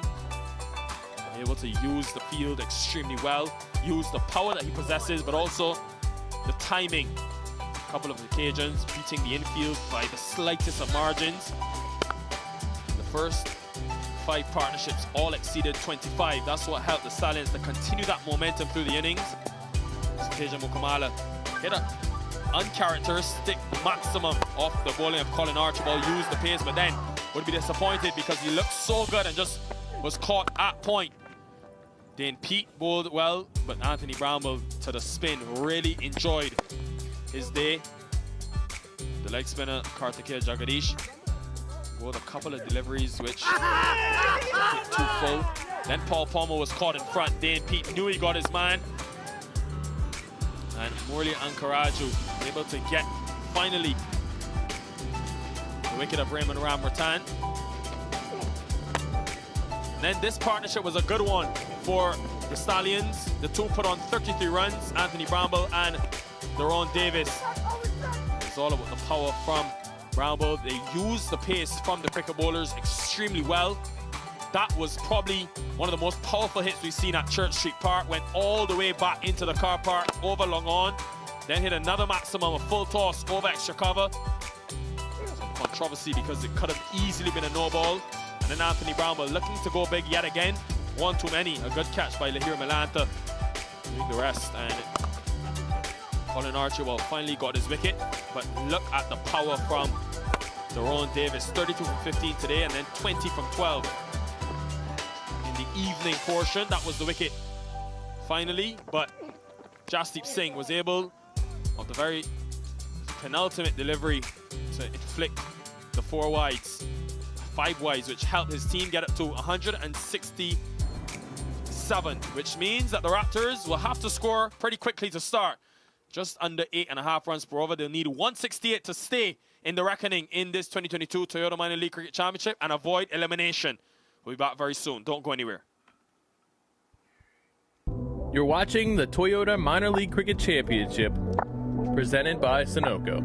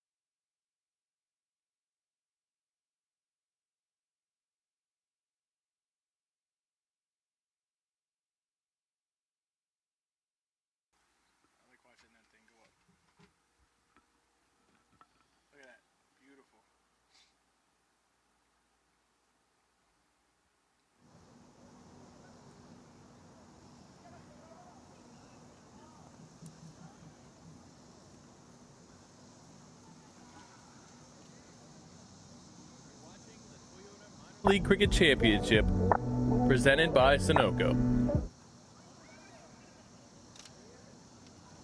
In what is a fortress for the Morrisville Raptors, well, boy, would they need all the home advantage and all the help that they can get, because they've got 168 to chase down, but they've also got 168 to remain in this tournament. After fireworks from Anthony Bramble, 75 from just 53 deliveries, 20, a good finish from Daron Davis from just 12 deliveries. Run rate of over 8 and over. Bowling, well, tons of different options used for Dane Pete. Over 6 used, no Matthew Ford, surprisingly, in this game. 2 wickets apiece for Padala and Ankaraju. The surprise option, Murali Krishna and Ankaraju. Dane Pete, the captain, as well as Archibald, both getting 1 apiece. The target then for the Morrisville Raptors, 168. Remember, they lost earlier today in the conference finals. It's a best-of-3 series. You must win 2 games to progress to the next stages. The Stallions up 1 love, and we'll be looking to win this and finish things off this weekend under the artificial lighting. Good evening to you, Nate Hayes. Good evening, and yes, 168 is a tough target for the Raptors to reach against this phenomenal bowling attack by the Stallions, but it could have been an awful lot worse when you consider the way that the Stallions started their innings and how they were poised after about 16 overs. It looked like 180 was very, very possible. Well, in their huddle, the New Jersey Stallions looking to get things ready. Jasdeep Singh will have to lead his team out, as he did so well where he uses spinners today, though different conditions with the dew factor under the artificial lighting. And you think the Pacers on this surface now, after the whole day of sun has baked it, will come into play with that tinge of green grass. Stephen Wigg, who's been brought in, as well as Nino Henry, right of screen.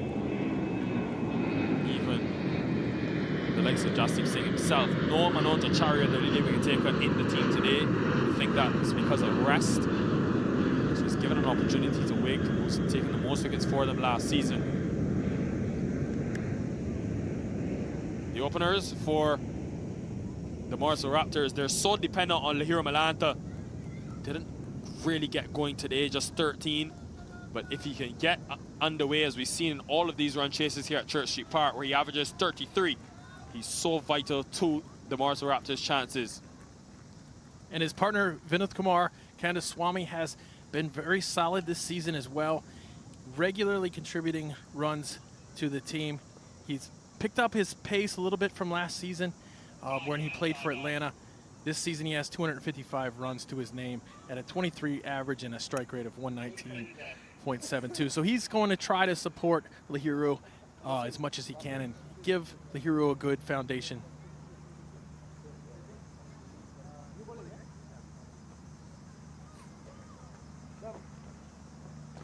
Wonder how much that pressure on the shoulders of Malanta will impact his play. He's such an experienced player, though, from Sri Lanka. Over 1,000 T20, professional T20 runs. Obviously would have played at the Sri Lanka A level. 66 first-class matches. His partner has been involved in a couple of close chases. A 50 against the Atlanta Lightning last weekend, which helped his team get over the line. And when it's mattered for Morrisville this season, somebody has stood up and somebody has taken the reins and guided the team home, and they're really hoping that these two can get them started to do that once again today. Steven, you want him to see place out? Go boys! Well, Lahir Malanta, so impressive this season with his 511 runs. Make that, after today, 524. An average of 42.5, a strike rate of 149. Mind-blowing statistics. And only 3 times now in the tournament has he scored less than 25 runs. 5 half-centuries to the Sri Lankan. 12 first-class hundreds. It tells you the type of player, the caliber of player that we have on our hands. But boy, has he got to show it tonight, because it's a must-win situation for the Raptors. Jesse Singh will have his tail up, will be confident. And the big question for the Raptors is going to be, in my mind, who are they going to bat at number 3? Hopefully they don't have to make that decision for several overs here. I'll give you my thoughts on that after this. First delivery, Jesse Singh. to MiLC. Oh, getting some kid carry. Look at where Anthony Bravo collected that one. So early life in the surface with that brand new ball. And a slip in place as well. Very good start there. Very good first ball. Jesse Singh loves to bowl here. He raves about it. Yeah, a lot of the New Jersey Stallions players enjoy playing their cricket at Church Street Park. I was asking a lot of them, they just enjoy it. They feel comfortable at here, this venue, after playing the finals weekend last season. This time much straighter. And MiLC keeps him out. So Jesse Singh, fresh off of international duty for the USA in that Cricket World Cup League 2 series in Scotland, where the USA would have played Scotland and the UAE. Placed Ali Khan, who was injured. Yeah, Jesse back in the team after a break of significant amount of time. Definitely his goal, his dream is always to represent USA cricket. Goes full, looking for that Yorker. You see the field that he's got. He's got a third and fine leg as the two fielders deep on the boundary. It tells you that he's looking to bowl full, looking to attack the stumps.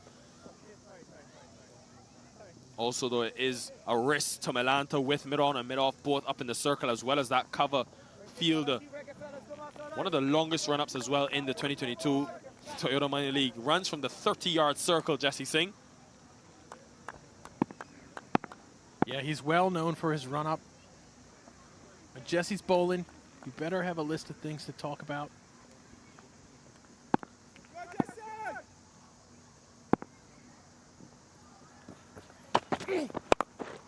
Well, he has got that one out the middle of the bat. There is a deep backward square. He's able to just keep it to 2. Stephen Wigg on that boundary. MiLC will be happy with that, though, to find the middle of the bat early. He's a touch player, but he's one that feeds off of momentum. If he can get a few at the middle early, it will give him confidence needed to kickstart his innings. He knows the importance of him cashing in for his team. Yeah, as you mentioned, Nick, Lahiru's going to have to go a long way for the Raptors. 167, while it did look a ton better than things were looking early on in the first innings, this is still a tall task. This is a big ask against such a very good bowling attack.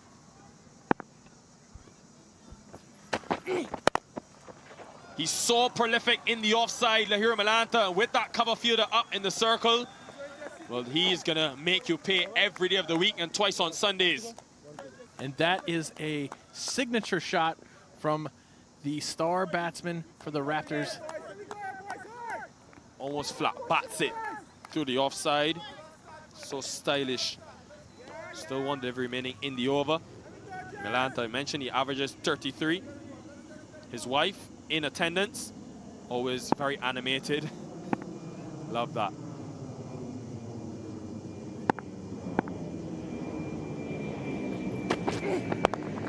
This time, angle down the leg side. Look at this. There's that wicket fielder coming back for 2. Good run. He's made it home and made it home by a mile. Good way to end the over in the last 2 deliveries. End of 1, 8 for none.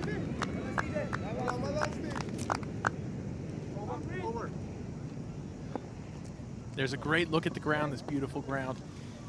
We got to do a lot of games here last week under the lights. As you can see there, Lahiru faced all 6 in the first over. He's happy to do that. I think Vinod Kumar Kandaswamy is happy to let him strike away. Well, in 2019-20s here at Church Street Park, this fantastic venue. We've had 2 seasons of cricket here. Interesting, 17 of the 29 games won by teams batting second. It's why the Morrisville Raptors won the toss on both occasions today and chose to bowl first, because the dew factor does play a part. Makes things very difficult for teams to chase and, of course, to grip that ball. We will see that come into play as the night goes on. And Nikhil, you saw firsthand last weekend, the evening game here tends to go down to the wire. It's always a really close game. And yeah, the chasing team does tend to come out on top, but it's almost always going to be a good game. Yeah, we saw that in that Atlanta Fire versus the Raptors game, where It was all about the start. The first 6 overs was so key for the Raptors, and once they got a good start, the momentum was always on their side. But the Stallions and Jesse Singh will be cognizant of the fact that they were able to restrict them to 36 for 2 in the power play just a couple hours ago. So they'll be looking for those early wickets. Mind you, it is different conditions. Nice, good start, Preet Shah starting well, as he did similarly in the last game.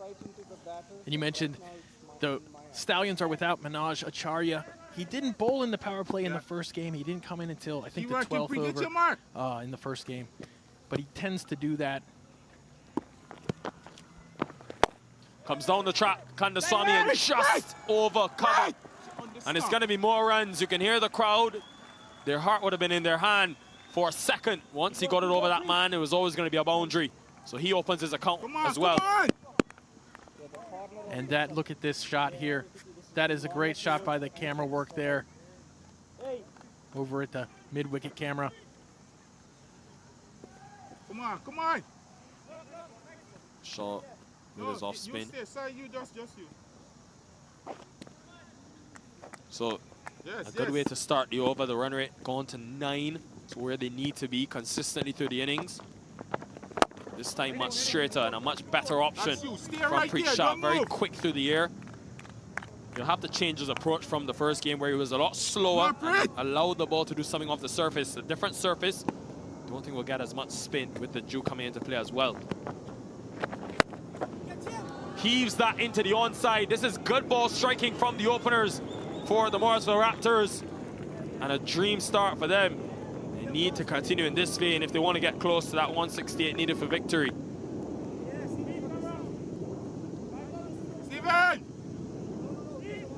Nice little slog sweep shot there from Kandaswamy. We saw him score big in one of the 3 games last week. He is a big part of this batting. He's going to have to be for the Raptors to come back into this series. Very quick hands through the ball. Vinod Kumar Kandaswamy, as a lot of players do from the subcontinent. Edges it, but slip goes out, and it's more runs for the Raptors. Ram Ratan is very quick. Saved it to just 2, so fortune for the Morrisville Raptors. He goes hard. That's the one thing about Vinod Kumar Kandaswamy. He will go hard. Come on. But a much needed over. 10 from it already. Expressive too when he does score big, when the team does well. He's full of smiles, jumping around. He's a very exciting player. Listen to the sound off the bat from Vinod Kumar Kandaswamy. Could this be his day? A great way to close out the over is 16 from it. And that could be a sign of how the spinners could be dealt with here at Church Street Park today. Come on, boys. Come on, come on. And with the sound of the bat, you hear the sound of the roaring crowd coming now out in numbers at Church Street Park.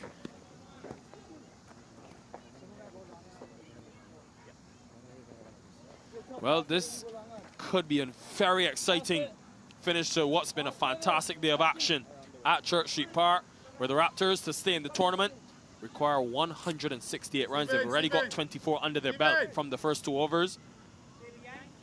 Yes, yes. A lot of batting to come. The power of their all-rounders, Archibald Ford, Jacobus Pinar, their second leading run scorer. The airport not too far away from Church Street Park, so you will get a lot of those planes in the distance. Well, Sachin Mailavarapu, 3 overs, 9 runs and a wicket in the first game today on a different surface, but he has been mightily impressive all season. What's been the most impressive thing though, Nate Hayes, someone that goes 1 or 2 overs every game inside the power play. The fact that his economy rate is around 5.5 runs per over. Oh, he's had 2 excellent seasons for the Stallions. He's a massive part of why they made it to the finals last year. Melanta hasn't quite got it. Thought he would have connected. He likes that area through extra cover so well. Plays it so well, I should say. Come on, come on.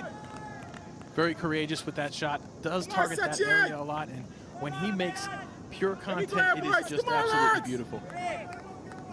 Also tells you the confidence that Jesse Singh has in MiLC Varapu. Not phased by the fact that Milanta is the left-hander, the ball will be spinning into him. He still backs his bowler. Off the outside edge, and it's easy, too easy for the Stallions. The plan works to fruition.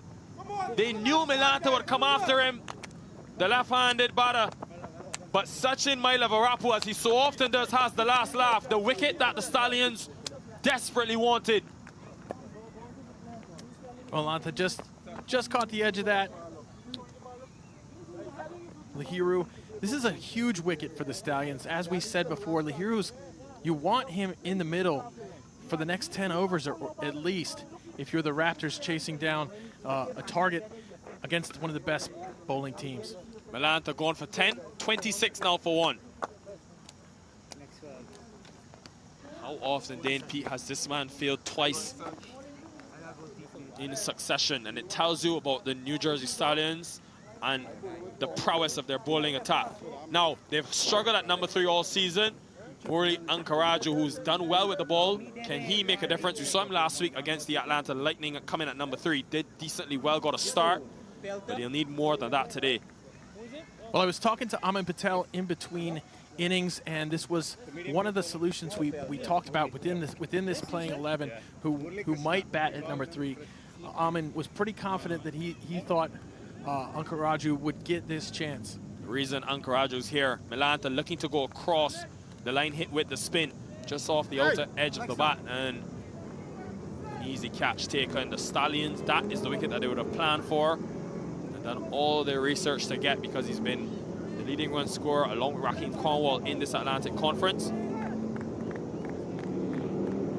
Would have wanted to see Morrisville Raptors bat a little bit more this season heading into this playoffs. He's only had 4 innings, but last season he batted with quite a high strike rate, 166.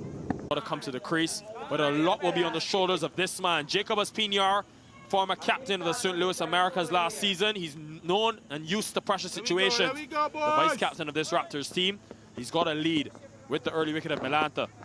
If he wasn't used to this pressure last season, he certainly has had to get used to it this season. Every game he's come in, he's been under pressure right from go. But he really can perform under pressure as well. He's been a part of a couple of big comeback victories for the Raptors with the bat, and it's not unusual to see him drag the team for several overs before firing when it really counts. Come, Davis, keep hitting the stump, hit the stump. Bring the umpire into play, Davis. Happy about this position after 4 overs, 33 for 2. My son, he's so soft-spoken. Everyone says he's so good-looking, and he never forgets to call. Hi, Mom. Born for your trousseau. The 2022 Tundra. Toyota. Let's go places.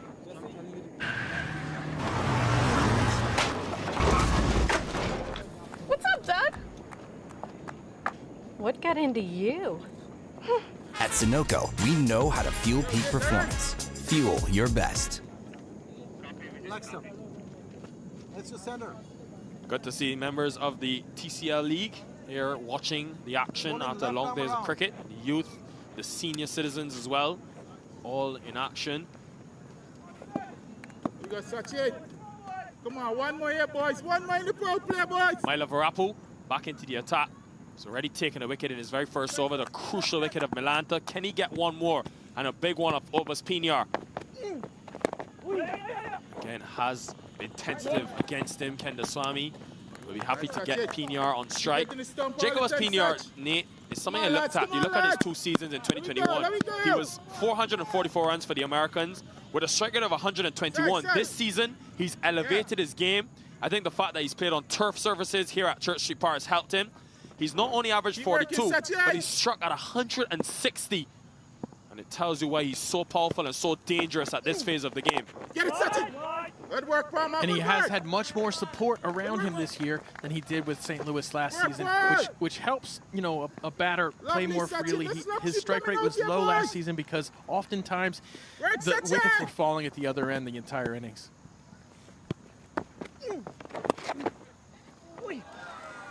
Just over square leg, and it's going to be more runs for Jacob Espinar, who's going to be crucial in this run chase just too short for Milo Varapu, and he knew it deserved to be hit. We expect this here, boys. Let me go. Let me go. Just hands through the Keep ball, and fighting once for one more here, guys. that leg side sweeper was very wide, so he knew that he was able to get that in the boundary. Jacob Espinar. Again, across the line, and again, Milo Varapu is a master at outfoxing batters. And he beats his chest because he's taken not only the wicket of Leo Milanta, but also the wicket of Obas Pinar, the second leading run scorer for the Raptors team. Wow. Game-changing bowling here from Milo Varapu. He has been an ace for them for 2 straight seasons. Always tough to hit against the spin. Milo Varapu so tedious in terms of his changes of pace. And how often have we seen batters hitting across the line against him and able to be caught in that infield inside the power play. A disappointing return for Jacob Espinar. Gone for 10, 38 for 3. And the Raptors in deep trouble. And now Vinith Kumar, Kandaswamy, the Raptors are going to really hang their hat on him. They're going to really hope that he goes far. And as you mentioned before, Dane Pete, you thought Dane Pete should bat at number 3. Well, he's batting where probably a number 3 normally would if your innings are going the way you want them to. But he has come in, Dane Pete has come in so many times in this situation for the Raptors to try to stop the bleeding. Well, 53 not out from 30 deliveries, so he's the captain. He's opted to come up the order and back himself.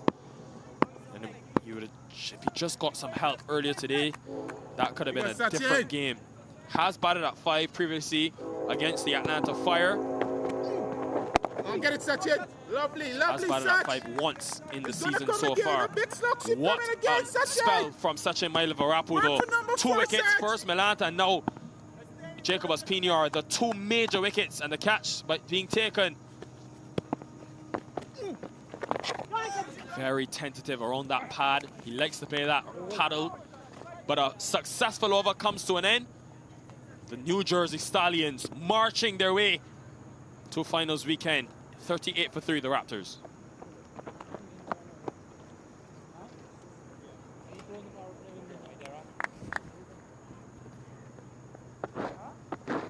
Darren, close it. Darren, I'm begging you, please. Leg stump. Push away, just a bit. That's a leg stump. That's middle, right? Middle, yes.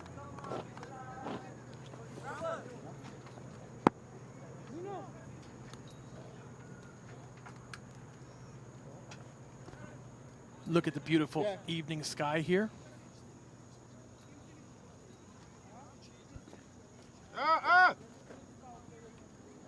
Beautiful sky. This is golden hour here at Church Street Park. Look at that. That's beautiful camera work by this excellent crew. Yeah, picturesque scenes here at Church Street Park. And right now, the Morrisville Raptors in a spot of bother just lost that 3rd wicket of Obis PNR. And that'll bring back Jasdeep Singh, the fiery bowler, U.S. national team. And actually, never mind. It looks like he's going to turn over the ball to Nino Henry, who was really phenomenal this morning in his 4 overs. Bowled nice, and Ty was able to pick up wickets at the end as well.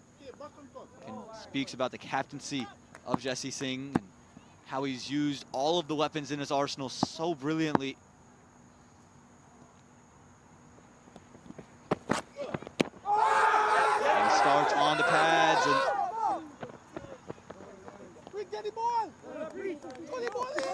looked to be 2 noises as it got to Dane Pete, so maybe a little bat involved in that action. Let's take a look at that. And you know, Henry's been absolutely fantastic for this Stallions team. They just have what they have strengths in. They have it in riches. And let's take a look at that last ball. Yeah, look tight. You tell me, Nate Hayes. That's a tight one there. That's a tough one. The Morrisville Raptors fan base will be happy. The finger did not go up. Again, can't afford to lose any more wickets. This one straight on to Vinod Kumar Kandaswamy. This is what Nino Henry did so well earlier today. It was just his ability to keep things nice and straight on a length. It's hard to put him away. And this is the wicket delivery. Sachin Malavarapu, he's so effective. Again, not the first time we've seen him do it this season, not the first time tonight. Always Pinar falling in a similar trap set to Lahiru Malanta. Yeah, Malavarapu, the former Singapore U19 bowler. And this one is cut away behind point. It's going to race away out there and is going to beat the man all the way to 4 runs. 4 brilliant runs and 4 much needed runs for the Morrisville Raptors off the bat of Dane Pete. And Dane looks all set right now. He understands that he's going to have to carry the team. He's up to the challenge. He always leads by example with this team. He's told me before, the attitude and the culture of this team is we never give up. And I like the move of Dane Pete promoting himself and not holding himself back like he did this morning. I'll tell you why after this delivery. As it's tucked away into the leg side, I think he gives you the best option to facilitate and pick the right balls to hit. I think you keep guys like Archibald, Ford, Upbeat, Bolasetti in the back end, ready to be the pinch hitters in the back, and you take those and you leave them for situations where you need 10 runs and over. Let Dane Pete come in when you don't need that big total, push the balls around, and he's able to find boundaries with such ease. I think his temperament is what makes him the perfect bat for this situation. And I can't help but feel like the Morrisville Raptors really missed out on an opportunity. We talked in between innings, Aman, that we know the Stallions will probably bowl their spinners early. You don't want them to be so successful. You don't want to lose 2 or 3 wickets against their spinners right away. We want to play them. The Raptors will want to play them out, and then when the dew comes in, they can't get back in. I think that's a trick they missed. As you mentioned, easier to bowl spin early in the day, but as the dew comes in, harder to grip. Missed trick from the Raptors. And a swing and a miss to end the over there from Vinod Kandaswamy, who doesn't look to be all in his bearings. 6 overs gone. The end of the power play. 3 wickets fallen at 45 for the loss of 3.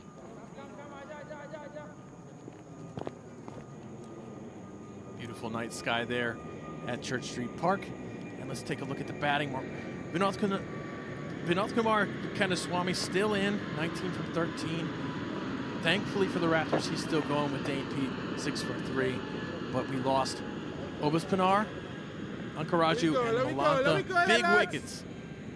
A lovely shot of the ground there. And you see the power play.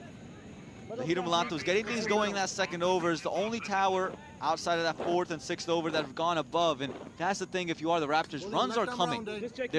The Stallions start off very hot and then kind of fluttered towards the end. If you're the Raptors, you just have to stay rather in the middle all the way through, and you can still see yourselves over the line. 168, not a huge score here under the lights at Church Street Park.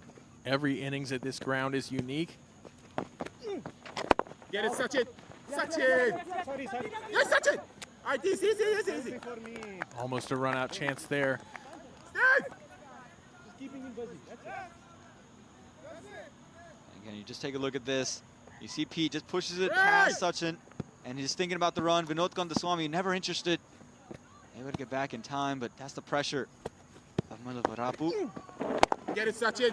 And again, just daring the batters to go across the line. Dare them to swing across. And that's where we've seen the leading edges go out to third man. It's been really good bowling from Sachin. Attacking the stumps, and then every once in a while, Get it. giving the batter something they think they can hit. Going right at the stumps there once again. He's one of their prime bowlers, and you knew he was going to be such a big factor, and you just felt that he was going to be used early. They're going to bowl out his spell and try to give him as many overs before the dew sets in, just because of how many wickets he could take in a bunch. If you're the Raptors, you just have to felt play his overs out, more overs take advantage of. Later on, if the spinners want to come, let them come then. The feet straight onto the legs. Is definitely trailing down the leg side. They're able to scamper away for a single. Again, still really good for the New Jersey Stallions. And how many times have we seen Sachin Malavarapu bowl here? I haven't seen him have even a mediocre game yet. Every time he bowls here, he gets wickets, he does his job. Close it out for me, Sach. This one short is pulled there from Dane Pete. Good ball, good Didn't ball. quite get all of it. But again, they're just finding ways to score some runs. And if you're the Raptors, just can't lose any more wickets in these overs. Just push the balls around. Make sure that you can get a couple of runs from the over, but don't play any rash shots. Right, the Stallions, the last 4 overs, that they wanted to go a lot faster. Well, this one, a little bit of width on off first hit out to sweep or cover. And it'll be 1 to end the 7th over. A 4-run over here in the 7th, 49 for the loss of 3. Oh, well, excuse me, we're not out of the excitement yet. Direct hit leads to the ball trickling away from Sachin. So it'll be another single scampered on to end the 7th over. Make it 50 for the loss of 3.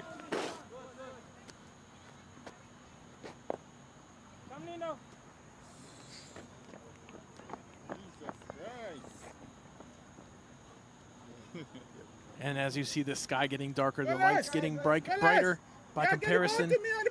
There's the Stallions bowling table right there. Jasdeep Singh has bowled 1 over. They bowled a lot of spin with Sachin and Preet Shah, Davis. As you can see, they're trying to bowl the spin early, hurry them through before the dew comes in. And you see 3 of the 7 overs bowled so far, the Morrisville Raptors weren't able to get to the same total as the Stallions. But when you conversely look at it, 5 from 8, it's a pretty good margin you'll be at. You'll take it if you're the Raptors. It's just the wickets that you're losing. That's why Dane Pete, to me, was sent out, just to play some proper cricketing shots and use his temperament, his experience. Just come out there and just understand we don't need a bunch of runs. Just got to get maybe 7 and over. Right, and you have Ford on the bench still. You have Colin on the bench, Kezi Archibald. So you have people on the bench who can score. Obviously, Aditya Padala has scored in the clutch for them. So you just have to get the team there. Big hitters to come. Just have to give them a position, a platform to launch off of. Yes. Nino Henry on a length once again, and a quick single taken and gotten. As that's a wild throw that comes away. But again, Nino Henry, he's so hard to put away, and that's why, again, I think you bring yourself in if you're Dane Pete. That's because you don't want to give Colin Archibald or Abhiram Bolasetti, whose main objective is to hit. That's the delivery that's going to be very tough to hit for pretty much anybody in the league.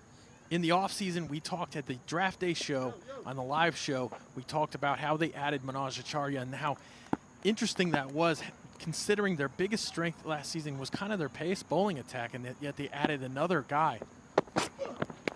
Well, this time, just straying down the leg side, got a piece of it, and just going to be 1 out to fine leg there from Vinod Kumar Kandaswamy. Going to feel disappointed he couldn't lift that one over the top for a boundary. That'll be the next thing, run him out. So not only did they add Manoj, they added Nino Henry into the mix. This is like, kind of, if you're a baseball fan, this is like the Braves from the 1990s.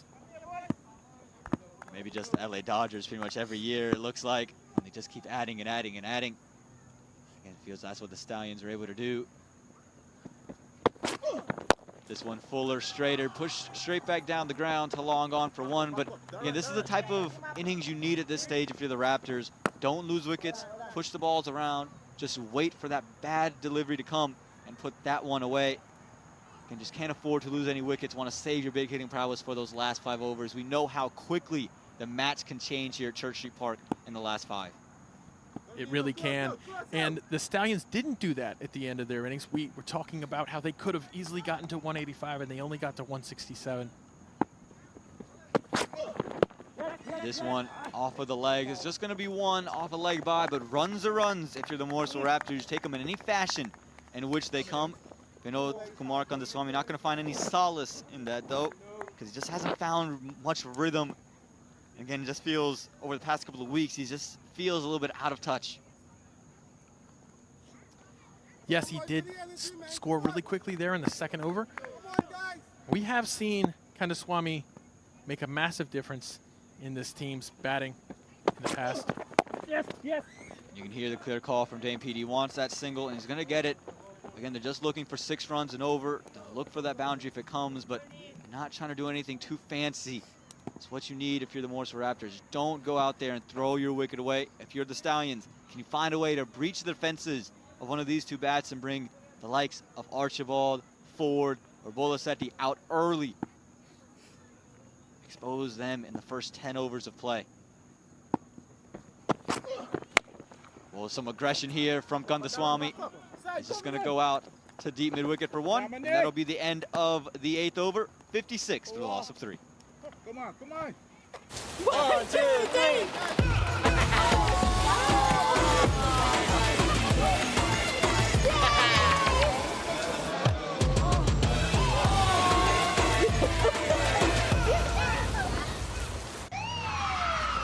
Took that last corner pretty quick. Sir, I need one hand on the roof, one hand on the pump.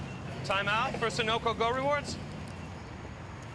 Keep pumping. With new Sunoco Go rewards, when you fuel, you save because rewards come first. He's gonna chip, Sachin. Well, look at that. 56 runs on the board, 3 wickets down. Dane Pete on 11, Vinod Kandaswamy on 23. They're chasing 168. And with 8 overs gone, just an uphill battle for the Morrisville Raptors. It looks like there's going to be a change in the bowling.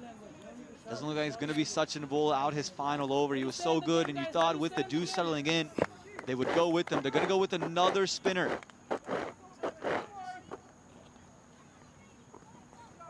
Happy to continue the spin attack there. Don't really blame them at this point right now. Somebody bring it, topside.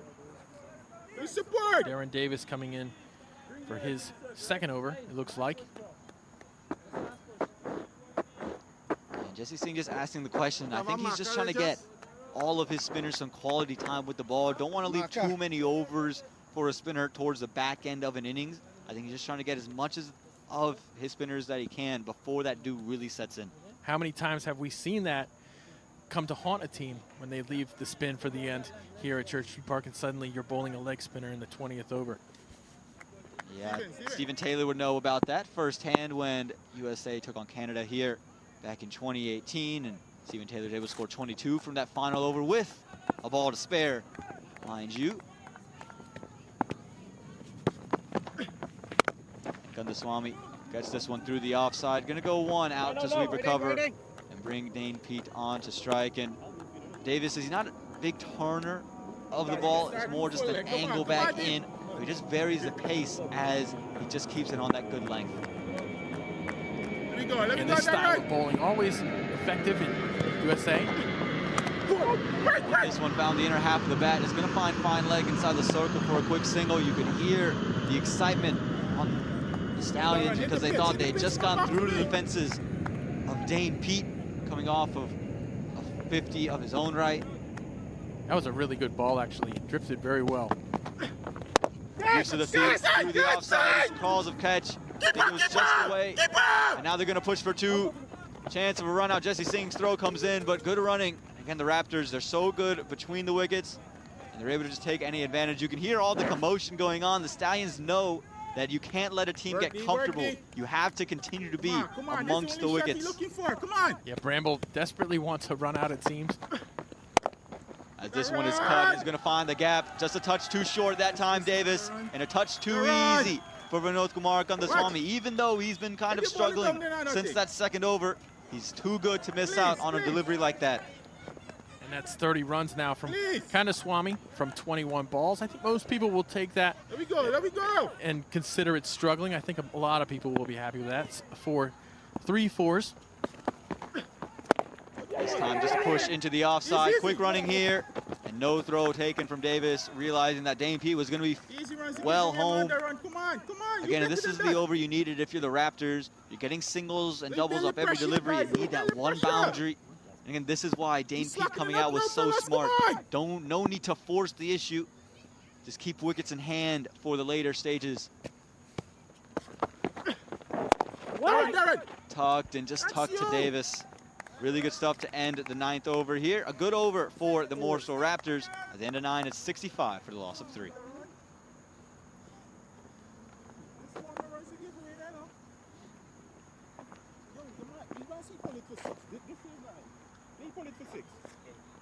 And here's the worm chart.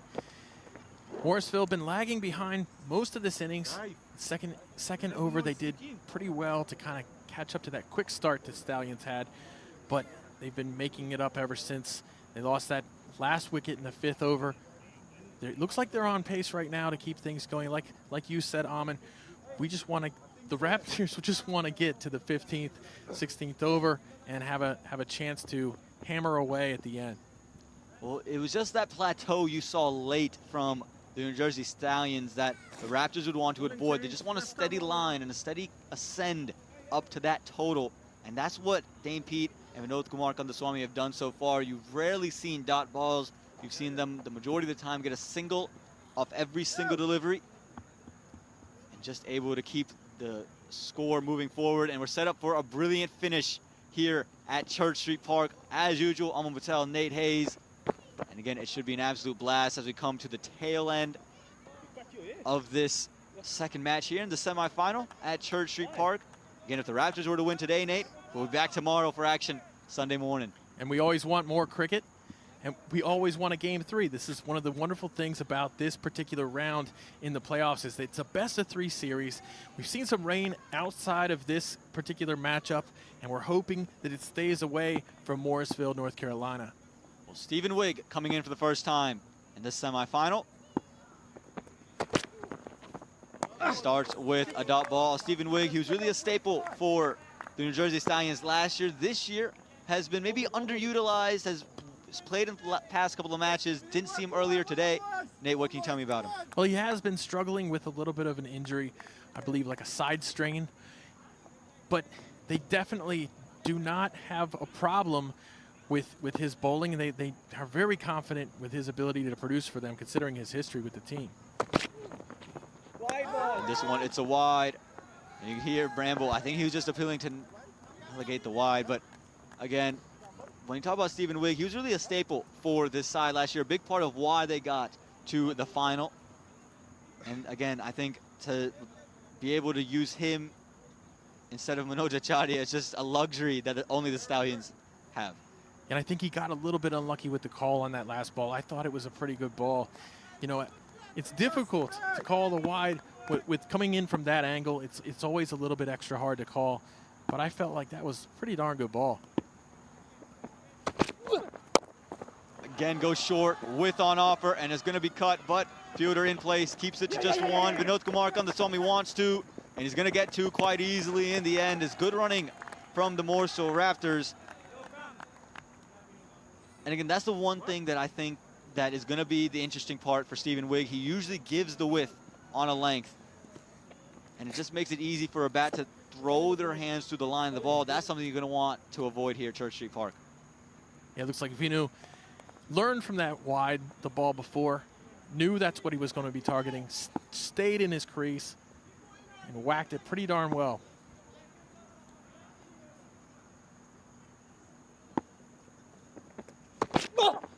This one is pulled into the leg side, all along the carpet to deep mid-wicket. A little bit of a misfield, but Dane Pete says no, we're not coming back for two.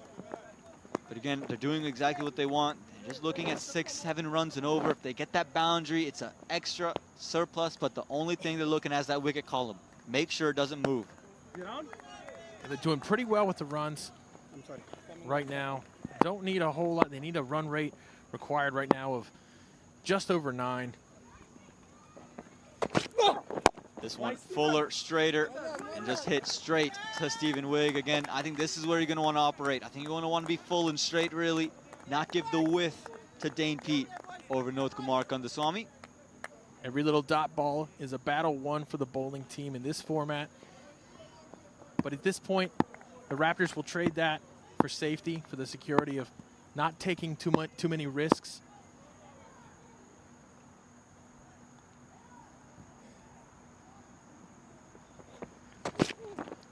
This time, made some room for himself. Is that a catch? Oh my goodness, what a catch that is. You can see the celebration from Davis. And the Morrisville skipper's got to go. He just tried to be a little cheeky, open the face of the bat and get it through point. But all he could do was find a diving, a flying Davis, who takes an absolute blinder to dismiss Dane Pete. Now that is going to be one of the top plays of the week. There's no question about it. Darren Davis, this is a stunner. Diving to his right, beautiful catch. That is, you know, that is something that we see from this team, from this New Jersey Stallions team. They're a very good fielding team, but that's something we usually see from Ray Rimrat. Yeah, I just thought it might have been Raymond Rimrotten anytime it's in the field. Dane Pete, he's got to go for just 12. It's 69 for the loss of 4.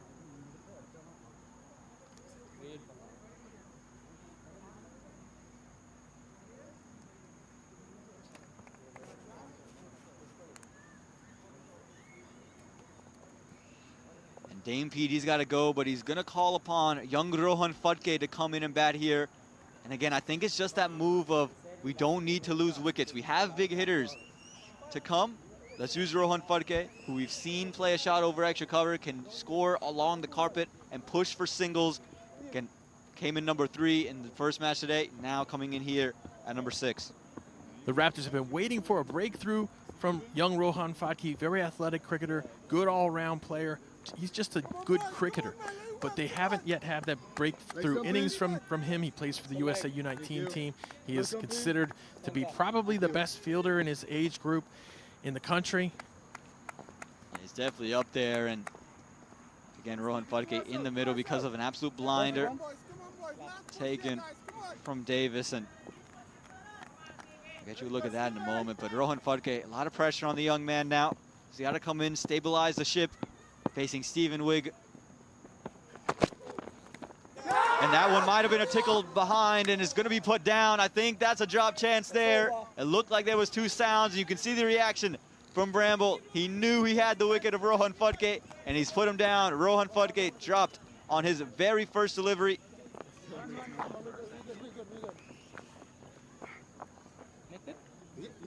And again, take a look at this. Just a nick through from Rohan Phadke. Brilliant delivery first up from Stephen Wigg. He knew it. And in and out the gloves of Anthony Bramble to end the 10th over. It's 69 for the loss of 4.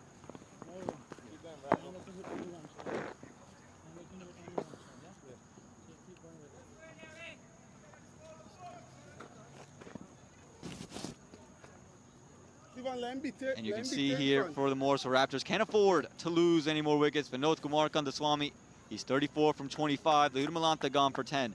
Krish Ankaraju, his experiment at 3 goes just for a duck. Obis Pienaar gone for 10. Dane Pete gone for 12.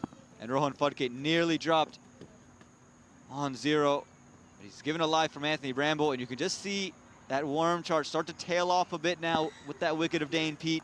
He's got to make sure they don't plateau and have to continue to accelerate.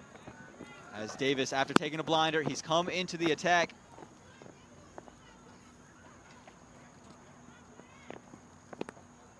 And this is the wicket of Dane Pete. Again, you just take a look at this one. Outstanding diving catch, and Peter Della Penna, he's with me. What do you think about this? Well, he's certainly enjoying it. And why not? He's had a spectacular day for the Stallions. With the bat and the ball, 32 off 15 in the first match, 20 off 12. Look at this quick running there, and had that throw been closer to stumps, you're talking about maybe another wicket. This is the pressure now that the Morrisville Raptors find themselves under just because of the required run rate and the situation they're in. 2 chances and 2 balls for Rohan Phadke. Might have to. This is actually kind of Swami going to the striker's end, but very nervy start for Rohan Phadke. Use of the feet, but is a little bit short. He gets pulled, and he gets it for 6. Vinod Kumar Kandaswamy, he's got a lot of power. Didn't look like he kind of middled that one, but he got enough bat on it to get it over the top of the leg side, and a much-needed boundary for the Morrisville Raptors. They're going to need one of these every over the rest of the way. They needed 9-9 off the final 10. And the sequence started in. Kandaswamy nearly took out the former mayor, Mark Stolman. Watch out, Mayor Mark. Wearing number 1 in the Raptors jersey. As this one cut this time through the offside. Sweeper covers coming around, but won't get there. It's 4 more. 10 from 2 balls for Vinod Kumar Kandaswamy, who's just turned the narrative. Felt like the Stallions were well on top. The Raptors, they're showing their fight back. They're not giving up just yet. Kandaswamy, after the 6 on the leg side, goes to the opposite side, square of the wicket. Both square boundaries being peppered by Kandaswamy here, who's now just 1 stroke away from a 50. This one goes into the offside for 1. It'll bring Rohan Phadke back on a strike, but that's going to do so much for young Rohan Phadke. Those 2 boundaries make it 13 runs from the over as he's on strike for the final of the 11th. And for Rohan Fudke, nervy start, as you mentioned. The edge through to Bramble that was dropped. The run out chance. He almost got Vinod Kumar on the Swami run out. Now he's got one through coverage. He'll get a single and he'll retain strike. Never mind, it's going to be 4. Looks like it just went through the fielder and no chance for the man at long on. And disgust from Davis. Gives up an expensive over. 11 overs gone. 86 for the loss of 4. My son, he's so soft-spoken. Everyone says he's so good-looking, and he never forgets to call. Hi, Mom. Born for your true self. The 2022 Tundra. Toyota. Let's go places. Whoever you are, on the field, the dream is what drives us. Gear up for your dreams. Shop now at dreamcricketstore.com. Look at this, Church Street Park, picturesque, under the lights. Maybe no better sight in American cricket here in this 2022 Toyota Minor League Cricket Championship presented by Sunoco. The Morrisville Raptors, they're trying to roar back and into this one, but Stephen Wigg with ball in hand, just trying to keep them quiet, trying to keep Vinod Kumar on the Swami quiet. We saw a big over in the previous one. 14 runs off boundaries. Picked up 17 in the over.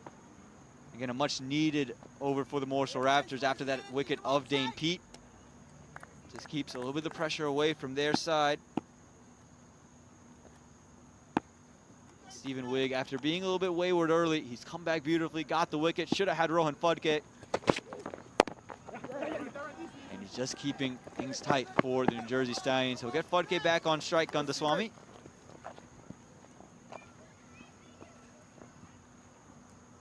Stephen Wigg talked before about the injuries he's dealt with this year and also reduced effectiveness. And I'm looking at him, wonder if it's a case of Samson cutting his hair. Last year he had this long flowing locks he had tied up in a ponytail.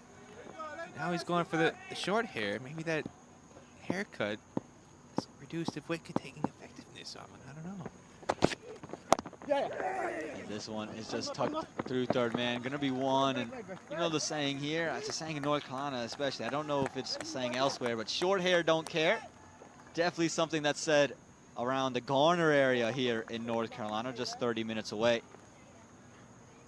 But again, Rohan Fudke just finding ways to get singles, and I think that's why he's been sent on. He's just looking to facilitate. I think that's the role that they need, the Raptors, facilitate to Vinod Kumar Gandaswamy.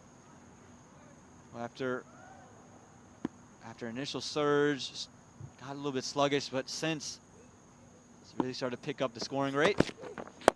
This one is pulled, it's pulled up in the air, and it's gonna fall safely. It falls away from Anthony Bramble, who's running all the way back. Vinod Kumar Gandaswamy never got all of it. You knew it was a top edge, but just enough to keep it away from the two fielders converging. I think Bramble thought he was going to have better support on this from the third man fielder. I don't think he took off right away initially. And it was in the air a long time. It only reached the edge of the circle. And for the wicketkeeper, not having that far to travel, really should have gotten there. But I think he just was slow to react because he was expecting a fielder there to support him. And this one just run down to third man. A quick single taken. Oh, no, never mind. Sent back, Rohan Fudke. And again, it's good work. And that's Ron Davis, again, who took that diving catch to dismiss Dane Pete. That's going to be on the pages of DAFA News. Again, a sensational catch, diving out to his right. Anthony Bramble had the ease of chances that was put down. Stephen Wigg bowling to Rohan Fudke, his first delivery in. And had that catch been converted and taken, would have been a real spot of bother for the Morrisville Raptors.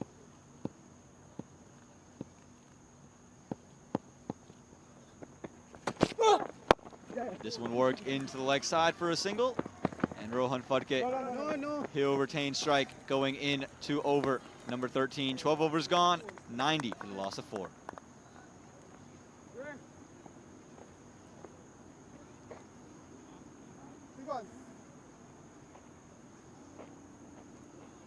Steven, go. Where you going? You want to hit me? Yeah, go.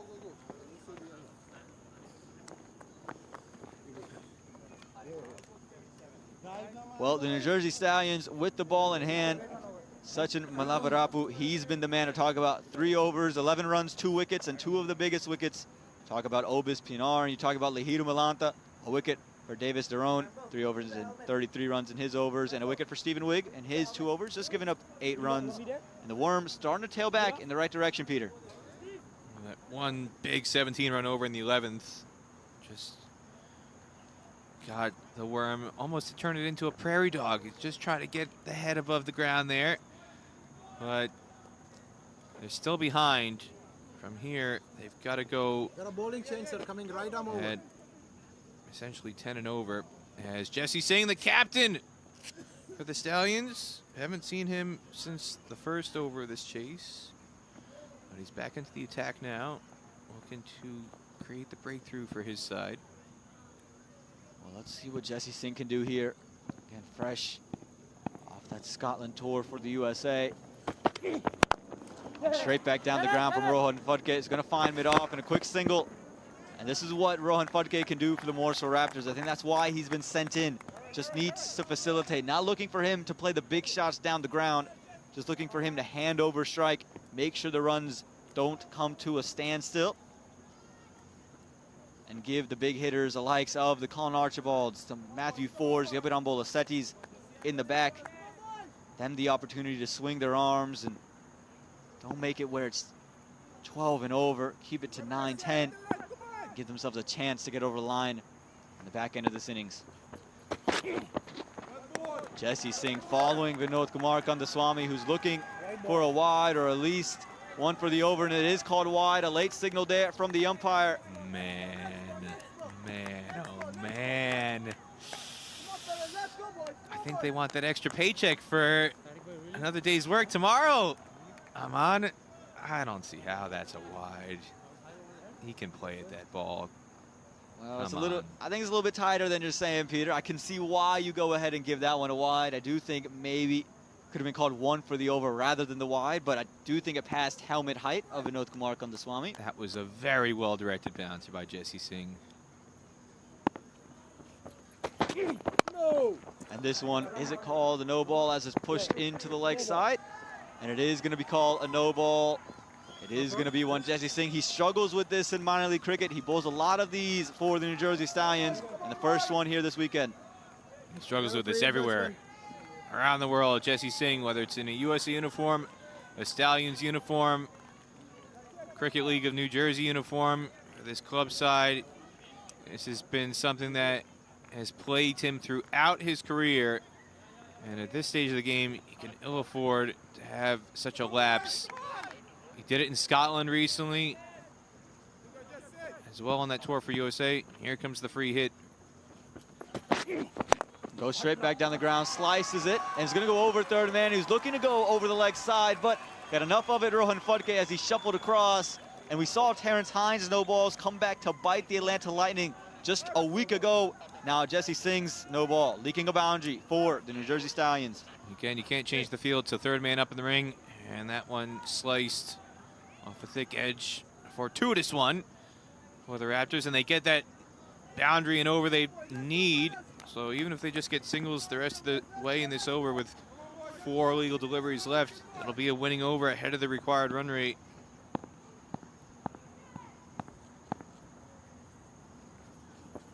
Well, this one maybe onto the legs, and just the shout from the wicketkeeper behind the stumps, who again put down Rohan Fudke, so he's looking for every opportunity to get Rohan out. But Jesse Singh, a good comeback delivery after that boundary. Surprised there wasn't more of a shot from Jesse Singh. Got support from behind the stumps from Bramble. That looked pretty straight. Jesse Singh not interested. I'm quite surprised at that one because it didn't sound like that. It was a double noise, but it was pad on pad. And no appeal from Jesse Singh. Very bizarre. Well, room made in the inner half of the bat, found from Vinod Kumar Kandaswamy. We'll get one out to deep mid-wicket, and we'll pick up a 50 there. Will Vinod Kumar Kandaswamy off of 34 deliveries, and a well-deserved 50. He's been gritty, and you can hear the applause from the Morrisville Raptors fan base. They know how big his innings is, but he's got his eyes on a much bigger target, a trip to the finals, this finals weekend that'll be held at this very venue just next week. His third half century this season for the Raptors, their third leading scorer, and it's going to be up to him to get them across the line from here. Rohan Phadke pushes this one into the covers for one. They're thinking about two. Rohan Phadke was off, but wisely sent back from Vinod Kumar Kandaswamy. And again, you mentioned it. He's got his eyes on a much bigger task. He's going to be, has to be the one to get them over the line, or at least majority of the way through it. You would have to imagine until that 15th over point would have to be there. The previous delivery, Rohan Phadke sent back for that second. Yeah, Vinod Kumar Kandaswamy's best score of the season, 61. His two previous half centuries, he's going to have to go well past that if the Raptors are going to come away with a victory here to level the series. Well, this one pummeled through the leg side. Mid-wicket is there. Should just keep it a 1 and will. And that'll end the 13th over. At the end of 13, it's 102 for the loss of 4. Guys, come on, man. Let's play and support and play the cricket now, man. The game not over. Come on.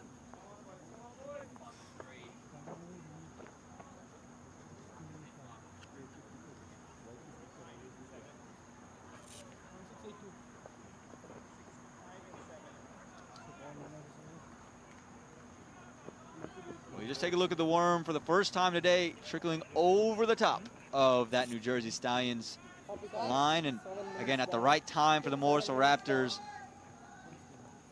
That's exactly where they need to go and move in the right direction. And again, moving in the right direction, the Morrisville Raptors, and they're going to want Vinod Kumar Kandaswamy to keep going. I mean, if they can get it to keep it to 9 runs and over, just under 10, you talk about the likes of Matthew Ford, you talk about the likes of Colin Archibald and Abhiram Bolasetti, you would like the Raptors' chances, if it's just under 10 and over, headed into the final 5. But it's all about what Vinod Kumar Kandaswamy and Rohan Phadke can do. Can they continue to score runs and not lose their wickets until that point? Well, this one is glorious over covers. Has he got all of it? No. No, he hasn't. Stephen Wigg, he strikes. He went full. He pushed it wide of Vinod Kumar Kandaswamy, who looked to make room for himself. And you just thought he was going to get all of it over cover, but all he could do was pick out the man in the deep, and exactly the wicket the New Jersey Stallions were looking for. Stephen Wigg strikes once again. Well, Ray Ramratan took a sensational catch off his own bowling in the first match today. This is child's play by comparison. Some of the catches he's taken at this venue, very, very straightforward chance. 10 yards in from the rope at the cover sweeper boundary, and number 25 in the Stallions uniform is never going to drop that. Kandaswamy out for 51, 102 for 5 in the 14th.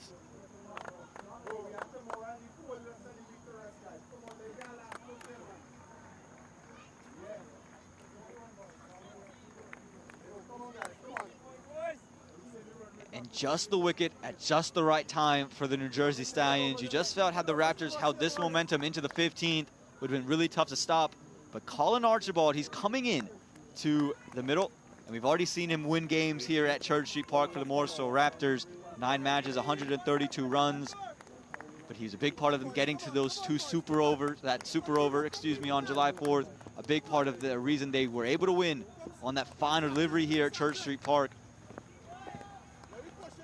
And he's in because of this, just pushes it out wide of Vinod Kumar Kandaswamy, and all he could do was slice it, get the toe end of the bat. And as you mentioned, child's play for Raymond Ramratan. It's the pride of Jersey City. The good side of the Hudson River. Yeah, Peter De La Pena, he's a Garden State boy. And Rohan Phadke pushes this one straight to Tyrone Davis, who's just put out some phenomenal dives there at backward point. Another really athletic effort. Probably could have been a more comfortable one had it not gone into the midst of Davis. But he's all at it, all action. He's looking to just carry and crawl his way to a conference, to the finals weekend next week. Oh, this is turning back the clock for Stephen Wigg. Vintage bowling here. He's been a difference maker in this spell. This is what we saw from him last year all season long. He's missed a good chunk of the season battling injury, but stepping up in a huge way for this side. The Stallions trying to get back to finals weekend, yet to concede a boundary here. And the left arm are putting in a special performance for the Stallions. We'll just run down a third man to start off for Colin Archibald. Again, just going to want to keep the singles flowing. They're going to push for two. Colin Archibald, he's quick, and he's quick enough. Bramble couldn't get on. The stumps wouldn't have mattered had he gotten the bails off. The throw didn't come in as quick. Again, you just take a second look at this one. Never looked like there was any chance as this throw comes in from Sachin Milavarapu. Had he even taken off the bails, could have been a question, Peter. Well, that was just very lazy, very casual from Sachin Milavarapu. He's got to get the relay in quicker. There was never 2 runs there, but very, very sharp and alert running by Fadke and Archibald to turn what should have been a straightforward single into 2. It's what's needed and required at this stage of the match, where the required run rate is just under 10 and over. As this one is tickled into the leg side, they're going to push for 2 once again. And they're going to get one this time more conventional. This one was always 2. It was in the gap. And with 2 very quick men in the middle, you weren't going to miss out. Yeah, it's not easy to take 2 on Raymond Ramerton. He had a long way to travel to cut that off. And they're able to get it comfortably. Meanwhile, we've got some incredible drama on the West Coast. The Chicago Tigers and the Silicon Valley Strikers are headed to a super over. 136 all. Calvin Savage concedes just 6 runs off the final over with 7 needed to win. So they're going to extend that game by at least 1 over. As this one is to the outer half of the bat, they're going to call for 1. And they're going to get 4 for it. Casual in the field from the New Jersey Stallions. And again, they were leaking runs with the throwing, now in the field. And 4 more. You can see the kids celebrating behind a dejected Stallions fielder. Ooh, what's this, Aman? We've got the Matador back under the lights. Olay! In front of the Daphne sign. Maybe the ball, the Toro, the ball saw the red on the Daphne sign and said, ooh, this looks like a Matador cave. I want to go into that boundary with the Daphne. Well, you talked about drama on the West Coast, and that super over unfolding. It looks like it's going to be a dramatic finish here at Church Street Park. You got your pick of dramatic finishes here. And that game extending. Chicago trying to take it to Sunday. Morrisville trying to do the same, but Stephen Wigg, with the way he's bowling, just trying to keep the Raptors in check. 14 overs gone, 111 for the loss of 5.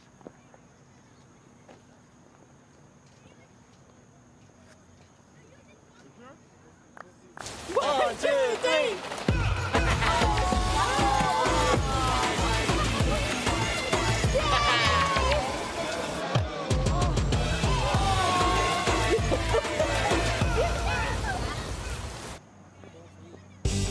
Whoever you are on the field, the dream is what drives us. Gear up for your dreams. Shop now at dreamcricketstore.com.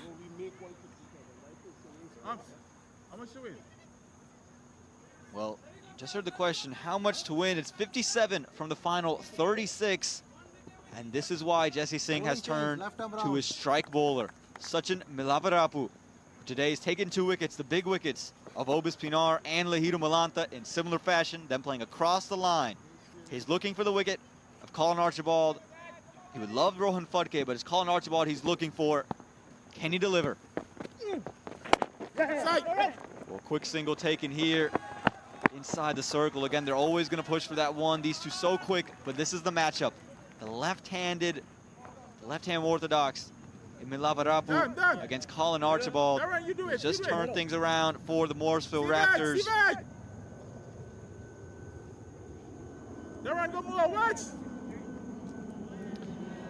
He's only conceded 1 boundary in his spell so far. A lot of dot balls in there as well. 2 for 12, 5 balls to go in his spell.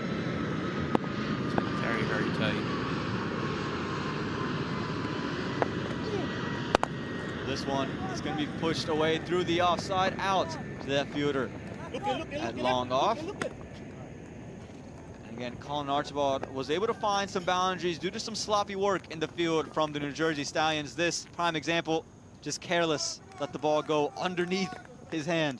There's a scrum for the ball outside Work hard, the bull ring. Paul Palmer. Culprit there. And this one just pushed into the leg side. Rohan Fudke's played his role really well. Now they're going to push for 2 on more sloppy fielding.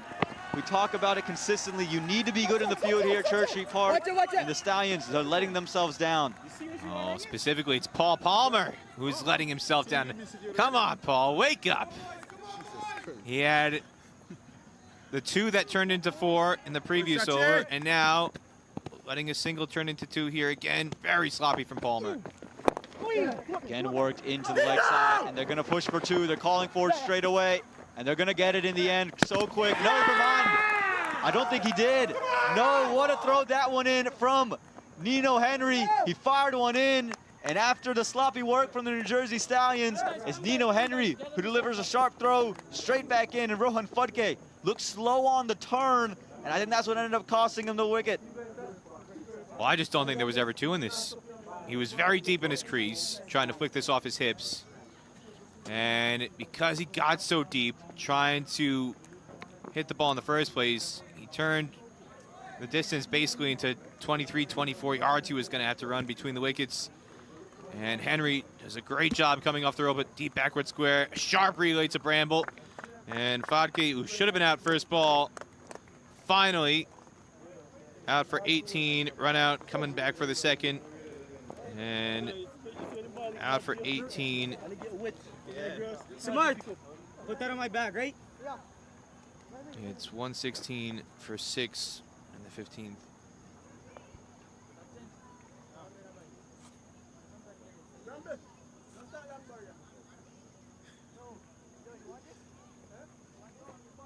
That wicket just twists the tail a bit, doesn't it, Peter De La Pena? As we see Matthew Ford, who's already won a match for the Morrisville Raptors, scoring the winning runs to get them into this weekend against the Atlanta Lightning. Now at this stage, 52 needed from the final 5.2. And starts down the leg side, Sachin. It's not going to be fine leg. It's just going to be 1. No, they're going to push for 2, and they're going to get it. Again, it was away from the fielder, who did well to keep it from going to the boundary. But again, finding ways to score runs. He may have saved 4, but he really should have saved it and kept it to 1. Really, you got to do better cutting that ball off. Should have fielded it comfortably and kept it to 1. More sloppiness from the Stallions. This time swept again, this time over the top of square leg inside the circle. A misfield now from Nino Henry, and they're going to be able to get 2 off his arm. We just talked about how good he was with that relay in. This time the misfield leaks an extra run, and that'll be the end of the 15th over. 120 for the loss of 6. I just wonder if part of this is the dew making the ball a little bit slippery to handle, because a number of these misfields are along the ground. They've been safe catching, but as the night gets deeper, you just wonder if it's a little bit tougher to just grasp the ball. Here's the run out again. Here's Henry tracking the ball in from deep backward square. Very good relay off 1 bounce to Bramble. It gets Rohan Fodke in plenty of time for the run out. And yet, same guy didn't have to come in to attack the ball. Much easier chance. And he just lets it go through his fingertips to open up the door for a second run.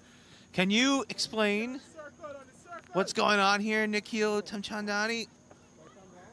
I'm lost for words myself. I'll tell you what's going on here. Peter De La Pena's what Nate Hayes likes to call Morrisville magic. Because this is a late night thriller in a game where the Morrisville Raptors have got to win. It could go either way. 48 needed from the last 5. You back the batting team, but they've lost 6 wickets.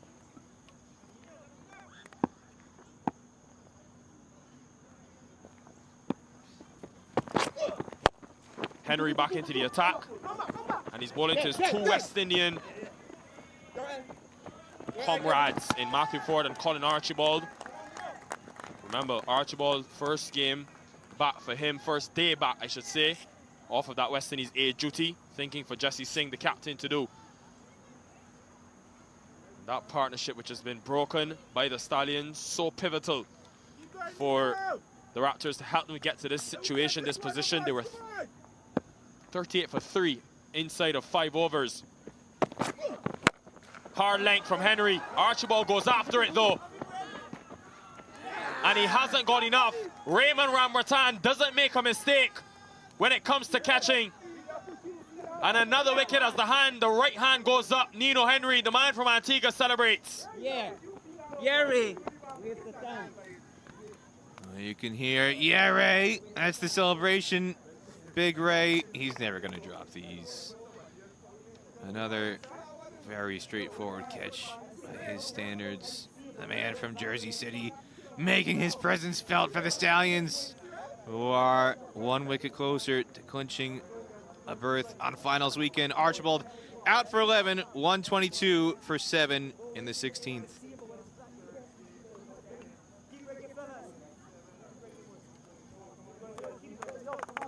This New Jersey Stallions team have pretty much bossed it from the very onset earlier today, where they engaged in this conference finals. Abiram Bolisetti, still very capable with the bat in hand, walks in at number 9. It tells you about the depth of the Morrisville Raptors.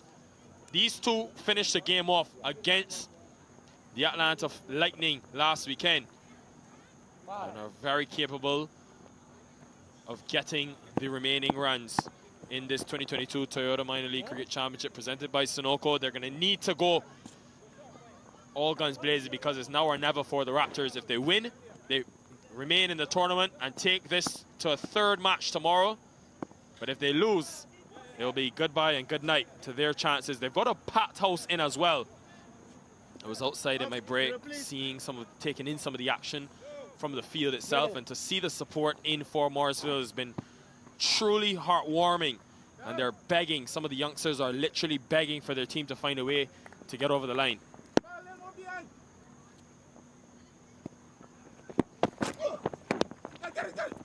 Almost inside edge that onto his stumps, Matthew Ford.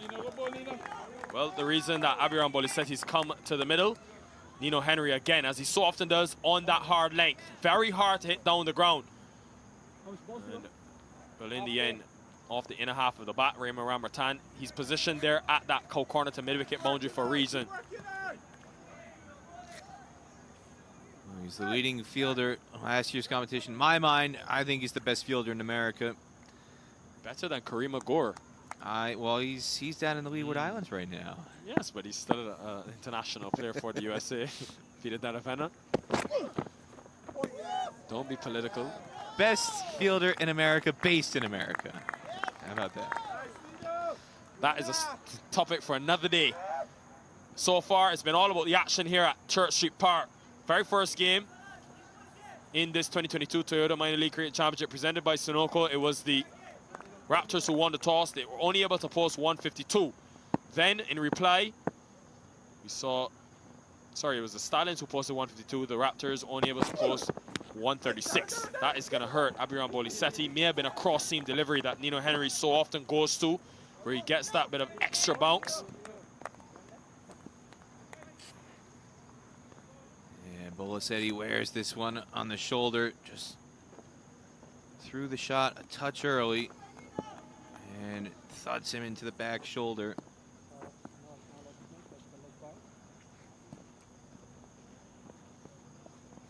Yeah, and speaking to Nino Henry, it's an option he likes to go. You can see that grip. He goes to the crossing deliveries at the death. This has gone straight up. And it should be an easy catch for extra cover, and he puts it down. Sateja Mukamala, that will be a huge chance going to Beggar. We know it's not easy to catch the ball under lights, especially with the Drew around. But that is a huge chance. And a chance for the Stallions to put the game to bed. He gets his hands in an awkward position here. He's almost got alligator hands. Doesn't get his hands underneath, doesn't get his hands over the top. He's just kind of snatching at it with the alligator jaws. And you talked about the lights. It's a little bit difficult, but his hands are just never in a really good position, and his balance is awkward. He's not centered behind the ball. He's falling over despite having plenty of time to get into position. He just never really got his body centered, especially his lower body. End of the 16th over, 125 for 7.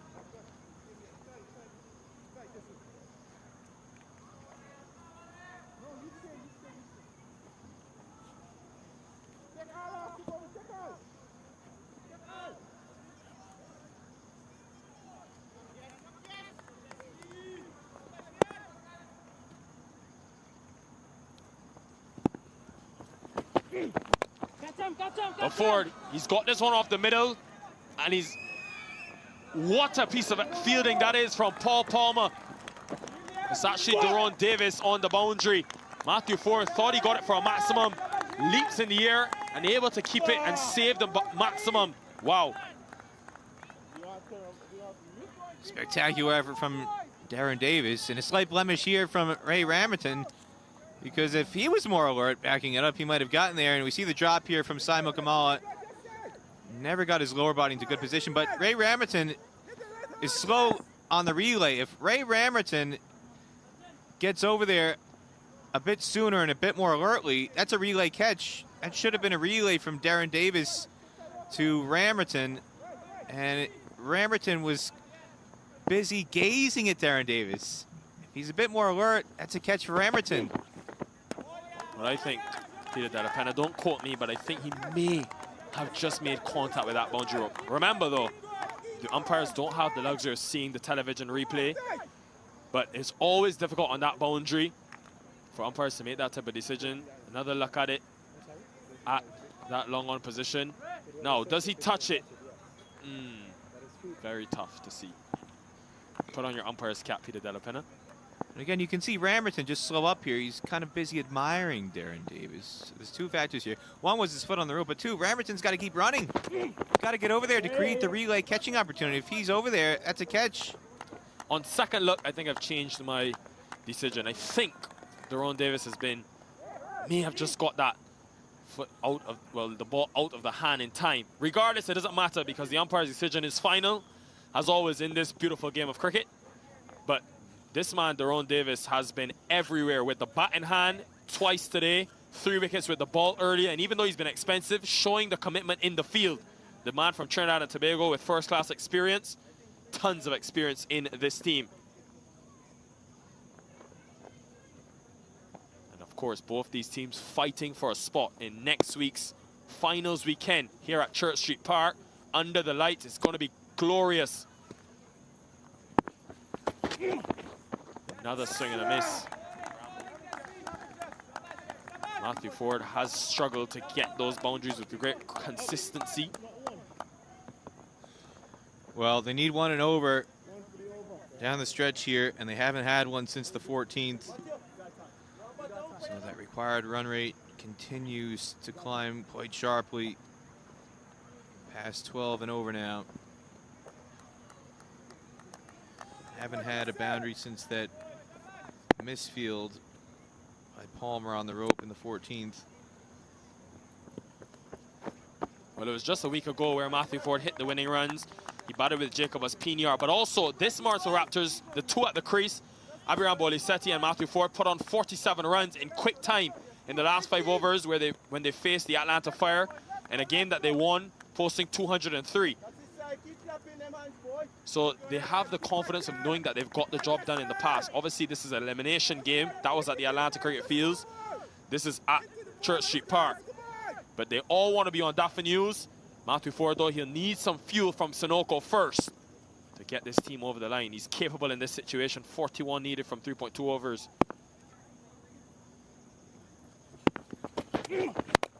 Pace off.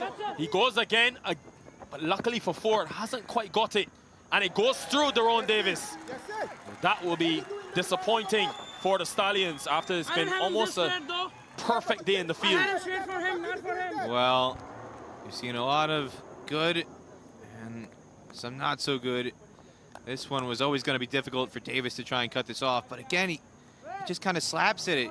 If he gets more of his body circling around the ball, he tried to change the angle at the last moment to come in and cut it off. If he stays on the rope, cuts that off easily. Then the other element of that, Ray Ramerton coming over may have distracted him a little bit. I think he would have charged through staying on his feet. If Ramerton wasn't in his line of vision, I thought, looked like to me he was trying to avoid a collision there possibly. Flat bats it, but long on in place. Does extremely well. Again, how do you keep this man out of the limelight? Daron Davis, he's everywhere. End of the 17th over. A very good one for the New Jersey Stallions. Just the one boundary conceded. 8 runs from the over. 133 for 7.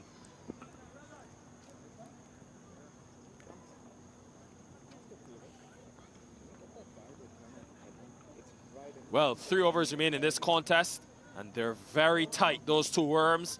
This is a knockout game for the Morrisville Raptors. If they win, they take the action to tomorrow, where the two teams will battle it out. Remember, best of 3 format in the conference finals.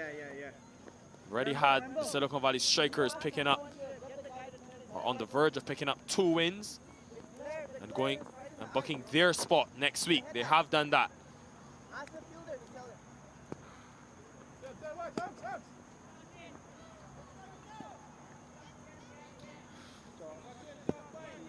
Henry's going to bowl out here. 1 for 16 in his 3 overs so far.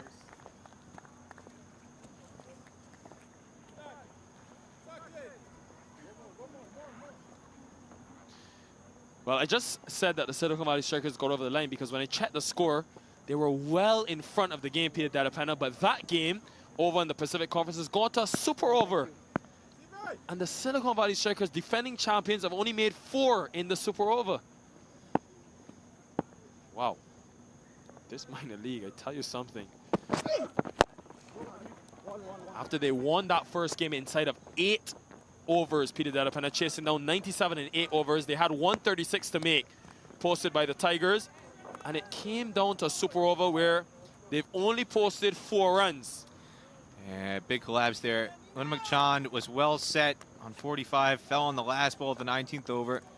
And then Calvin Savage only had 6 runs to defend off the 20th. Somehow did it to set up that super over. Now, off the top edge. Has he got enough on it, Ford? Just able to keep it in. Preach shot down at that deep third boundary. Hasn't really connected as yet, Matthew Ford. He's been fortunate at times facing Nino Henry, who he knows well. The two would have battled in that Cool and Smooth T20 tournament a couple months ago. And no real power, allowing it to stay within the boundary rope. Again, 12 and over needed. The singles aren't going to cut it. They got to clear the boundary at least once here. Now, hasn't timed it again. Man from mid-off runs around and puts it down again. It's Stephen Wigg this time. The catching has been dismal, to say the least, from the Stallions. Nino Henry must feel very hard done by. It's the second time he's created a chance and it hasn't been pounced on. Oh, this is just really poorly judged by Wigg. He runs too far in, comes in from the ring, charges in, and all of a sudden he realizes he's overrun the ball and never gets a hand to it in the end. Should have been a straightforward chance, and Wigg looks very clumsy there. He's normally a pretty good fielder, but again, that just shows the difficulty catching under lights here at Church Street Park. Abiram Bolisetti, stand and deliver. The power generated from the solid base. This partnership has won games for the Raptors already, and they could be on the verge of doing it again.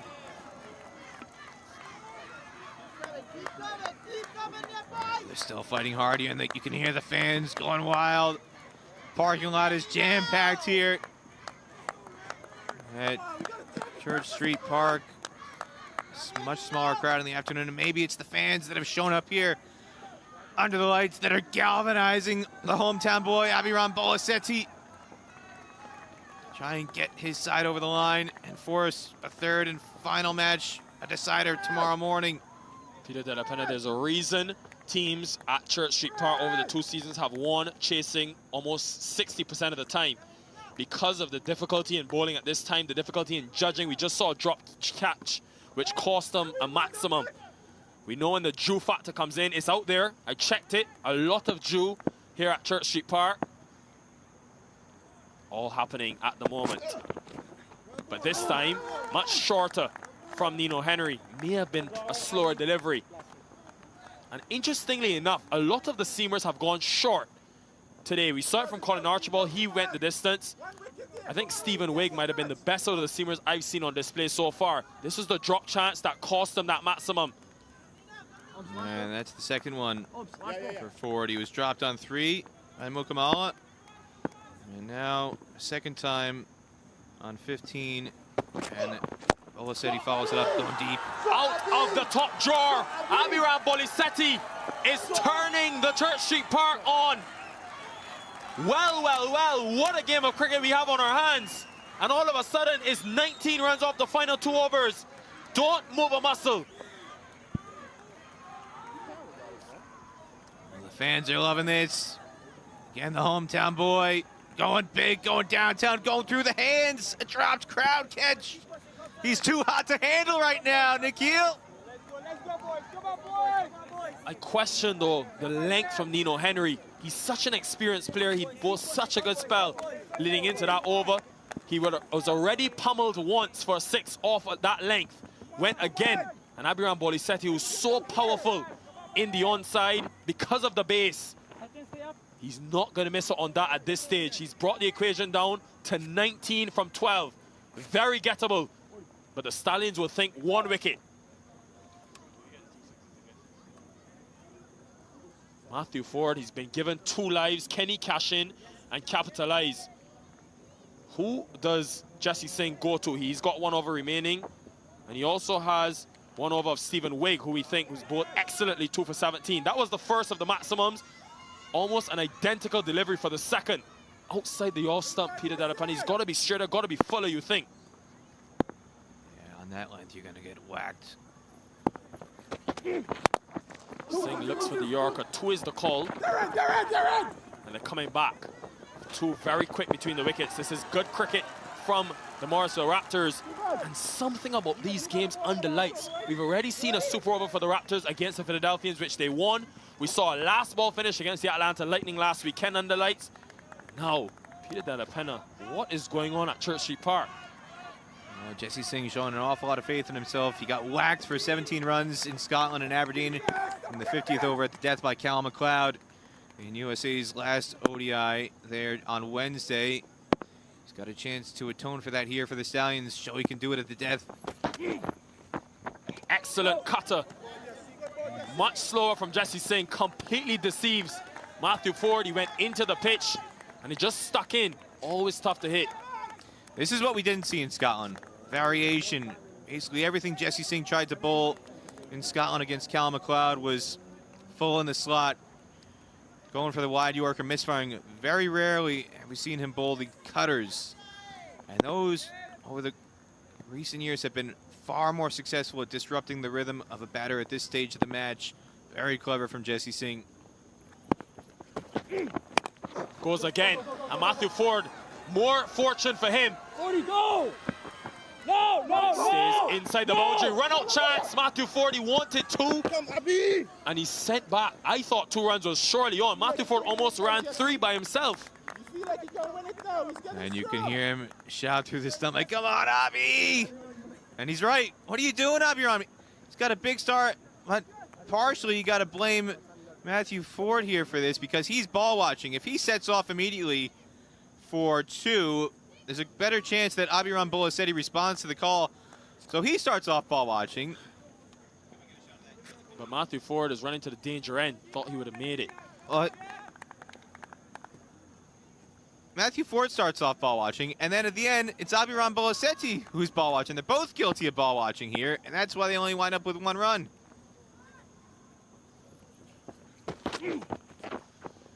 Excellent bowling from Jesse Singh, but he's been given a wide. And he cannot believe it because Abiram Bolisetti came a long way across his stumps. That is a harsh call from Matim Mamdar. But the umpire's ruling is final as always. Peter Delapena, put on the umpire's cap. Well, nobody's happy here. According to the new regulations that will actually officially come into place in October, that would not be a wide. Jesse Singh is under the belief that the new guidance is already in place. That would definitely be a legal delivery in October. Now, take a look at Matthew Ford. He's yelling at Abiram Bolisetti. He wants to take a bye off this. He wants to make it a 2nd wide because, again, Bramble fumbles it, and for the second time in 2 deliveries, Abiram Bolasetti is sleeping at the striker's end. This time goes Yorker length out. For all the young children at home watching this over so far from Jasdeep Singh, don't take away from the fact we're spoiled by seeing the likes of Jasprit Bumrah, Jofra Archer, and so many of the great T20 bowlers on TV, and these cutters that they're able to execute. Those slower deliveries are not easy, and if you get them wrong, more often than not, you pay the price. So Jesse Singh is holding his nerve. As you said, he's expensive today, but he's doing extremely well in these first 4 deliveries. He's got to close out the over well. How much can they give Stephen Wigg to defend in the final over?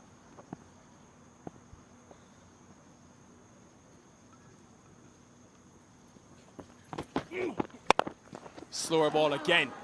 He has cut this, but it's straight to the fielder. Excellent result for the New Jersey Stallions. Very good delivery. Tugging the wide guideline outside off stump. Could have been a wide had he left it alone, but Bolasetti teased into playing at this. Look at how wide this is. It probably would have been a wide had he left it alone. Instead, he plays at it and only gets a single for it. So a lucky break there for the Stallions, but arguably one that was well-deserved through clever bowling by the captain, Jesse Singh.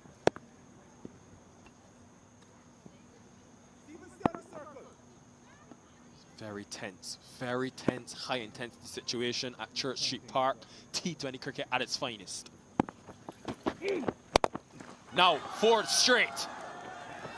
And it will be for Matthew Ford. You can hear the Church Street Park crowd erupt. It's why he's been brought in to this Raptors team. And after such a good over from Jesse Singh, heartbreak in the final delivery to be struck for 4. It's going to be 10 needed from 6. Morrisville magic in its full effect. That was a wonderful over by Jesse Singh up until the final moment. Last ball boundaries are always a killer. And captain can't contain that when he went for another cutter, dug it into the pitch, but this time it was too short. Just sat up for Ford to smash it back down the ground, and long on, fielding very, very wide. Can't cover the distance. Davis on the straight boundary had too much ground to cover, and now Stephen Wigg, who's really been superb to this stage, 2 for 17 in 3 overs. Conceded 4 runs each in his first 2 overs and then 9 in his 3rd over, while taking the wicket of Kandaswamy.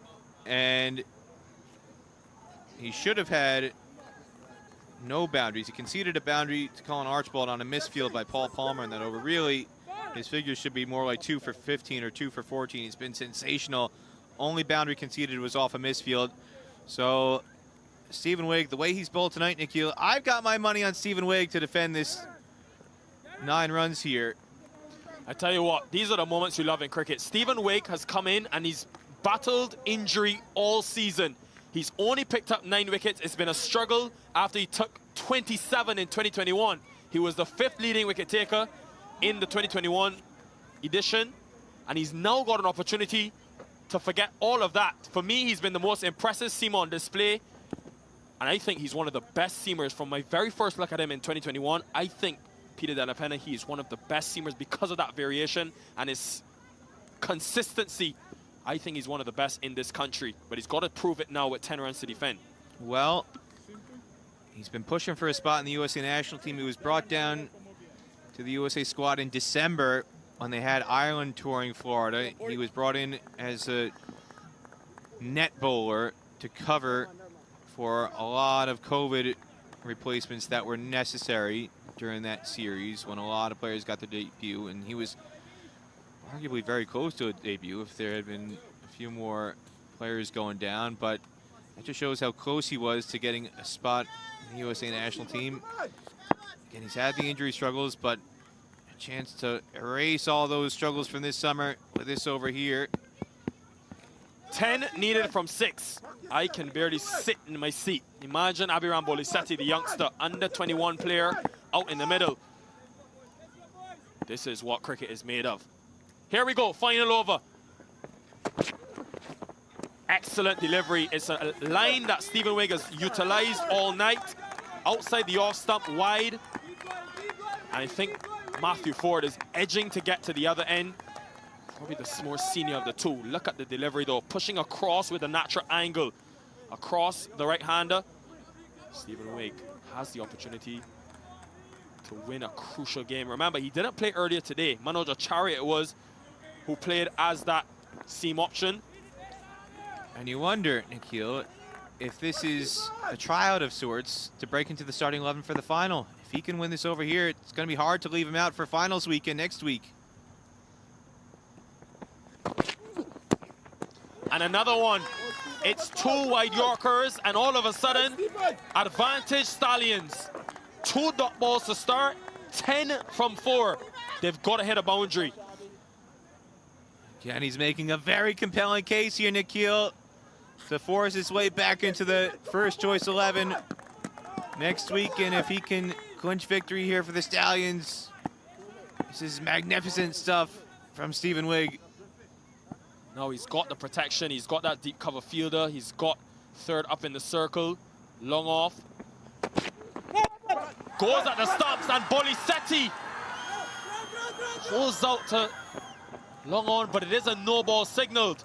So Stephen Wigg committing the cardinal sin, and it's going to be the free hit signal from the umpire, and also Matthew Ford back on strike. And just when you thought we had seen it all at Church Street Park, no, Peter Della Penna, no, there's another twist. Oh, this is just extraordinary. No ball at the worst possible time. No hesitation from umpire Vijay Malella. And what should have been a wicket, and 10 off 3 balls with only 2 wickets in hand, now turns into 7 off 4 legal deliveries. They take 2 runs with the ball in the air, and they get the bonus run for the extra on the no ball. What a huge, huge moment here for the Stallions.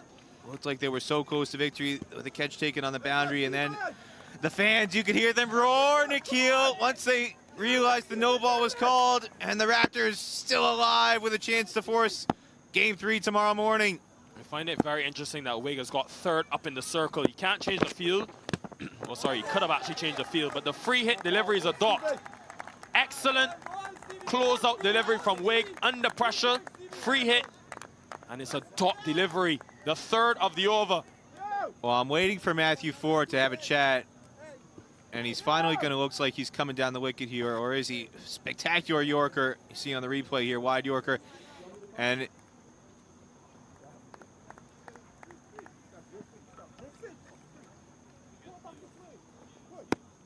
Peter Della Penna, I find it amazing that Stephen Wigg has bowled 4 wide Yorkers and he's got third up in the circle.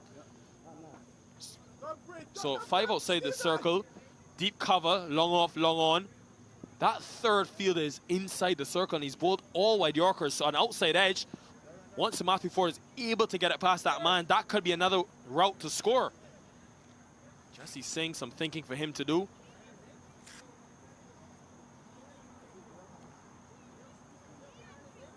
Fine leg also up in the circle. The deep backward square comes in, and they're sending 2 on that offside boundary back. 1 at deep point and the other at that deep cover position.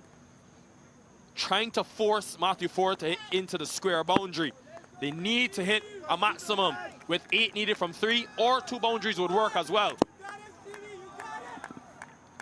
Stephen Wigg, can he be the hero and book his team for a 2nd straight season in the 2022 Toyota Minor League Cricket Championship Finals weekend? Oh, shit, Abby. And it's going to be a run out. Abhiram Bolisetti took off for the single. Matthew Ford didn't move. It is a wide, but nonetheless, not sure where Bolisetti was going, but he wanted to get to the other end. well, this is what I was going to try and point out in between deliveries with the strikers struggling to get bat on ball. At some point, I thought they were going to try and steal it by no matter what was happening here, but Ford wanted to keep the strike, made it very, very obvious. Bolisetti was thinking they've got to score runs no matter what on these deliveries, whether there's bat on ball or not. So he made up his mind. He didn't have a chat, though. This is the problem. If you're going to do that, you've got to communicate with your partner before the delivery is bowled. And he didn't have a chat between deliveries to say, I'm going to run no matter what, contact or not. Bolasetti and Matthew Ford not on the same page. And the only silver lining there for the Raptors is that it was called a wide, so it doesn't count as a legal delivery. And Ford will remain on strike. Now, 7 needed from 3. Young Aditya Padala has come to the crease, but I expect Matthew Ford to face the majority of these 3 deliveries, if not all of them. He wants to be on Dafa News. He wants to win the final for this game tonight, final game today. 2 is the call. He's got to hurry. Padala running to the danger zone, and he's going to get there in time. It's all unfolding here. Ford has got to hit a boundary, though, with 5 needed from 2. So before this delivery, Bolasetti looked like he wanted to have a chat with Matthew Ford and then changed his mind, but it looked like he was itching to get to the striker's end, and he was going to run no matter what. If you're going to do that, though, you got to tell your partner, Matthew Ford didn't get the memo. Well, what is Stephen Wigg working with? He's gone most of the deliveries in this over have been those wide Yorkers. He does still have that feeder up in the circle on the 30-yard circle, an extra cover inside as well as a square leg.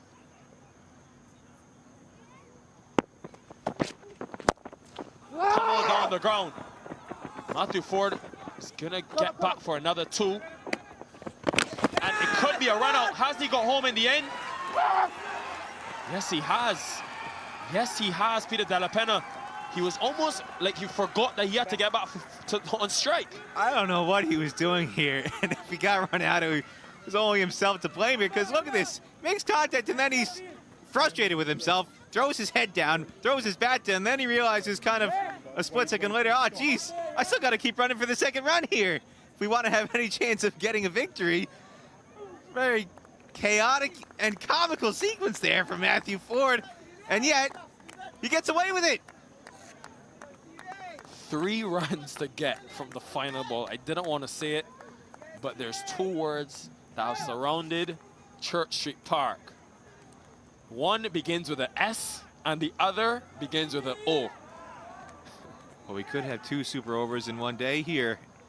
Silicon Valley Strikers and the Chicago Tigers going to a super over out on the West Coast, and an opportunity here for this playoff match in the 2022 Toyota Minor League T20 Championship presented by Sunoco. Could have another super over here in Morrisville. Nikhil.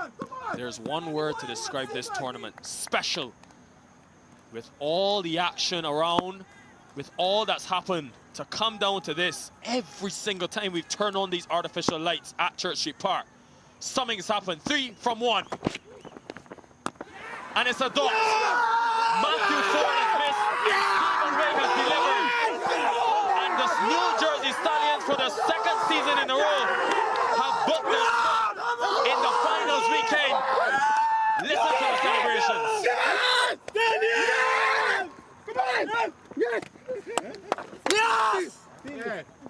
Clinical performance, clinical to say the least, from Jesse Singh and his men, leading his team not once but twice, and the Church Street Park faithful are shell-shocked. Well, the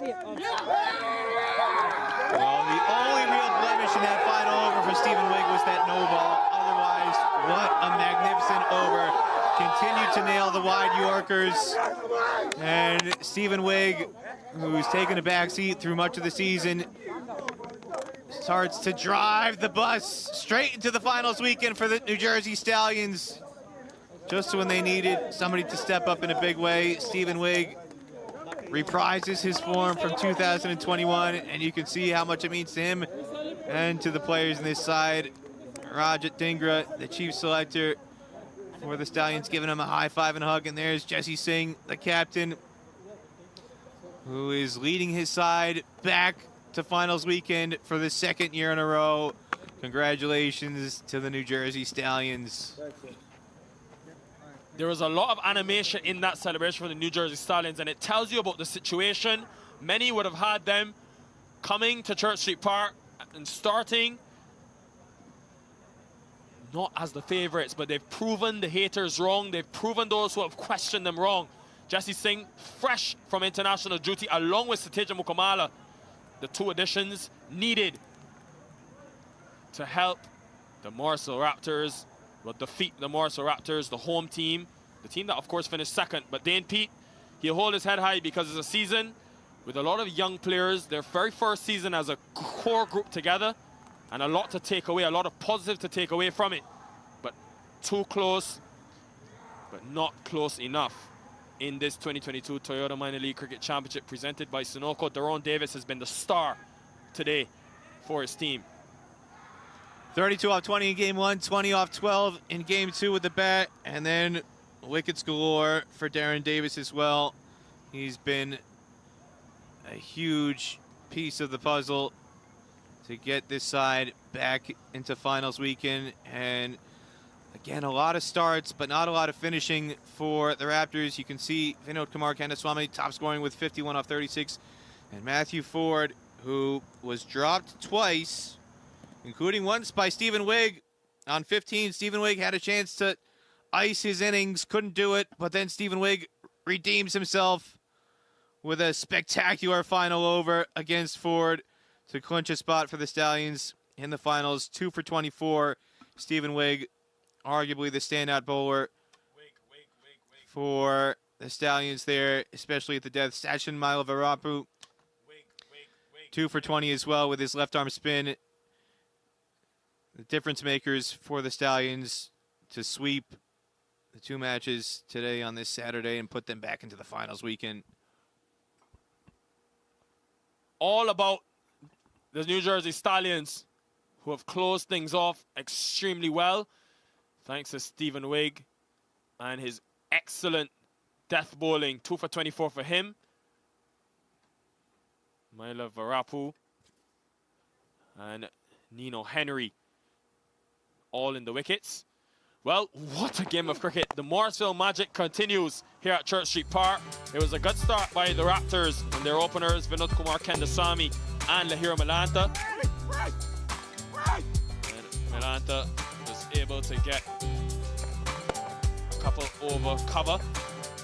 And then one big shot over long on. And, well, you thought they needed a very quick start for the Morrisville Raptors. If they were to get close to this 167 total, it was always going to be a competitive total. And a couple wickets fell early. Murli Ankaraju went. Jacobus Pinyar played a couple powerful strokes, 2 boundaries for him. But then against the skillful Sachin Mailavarampu, after he hit that boundary through square leg,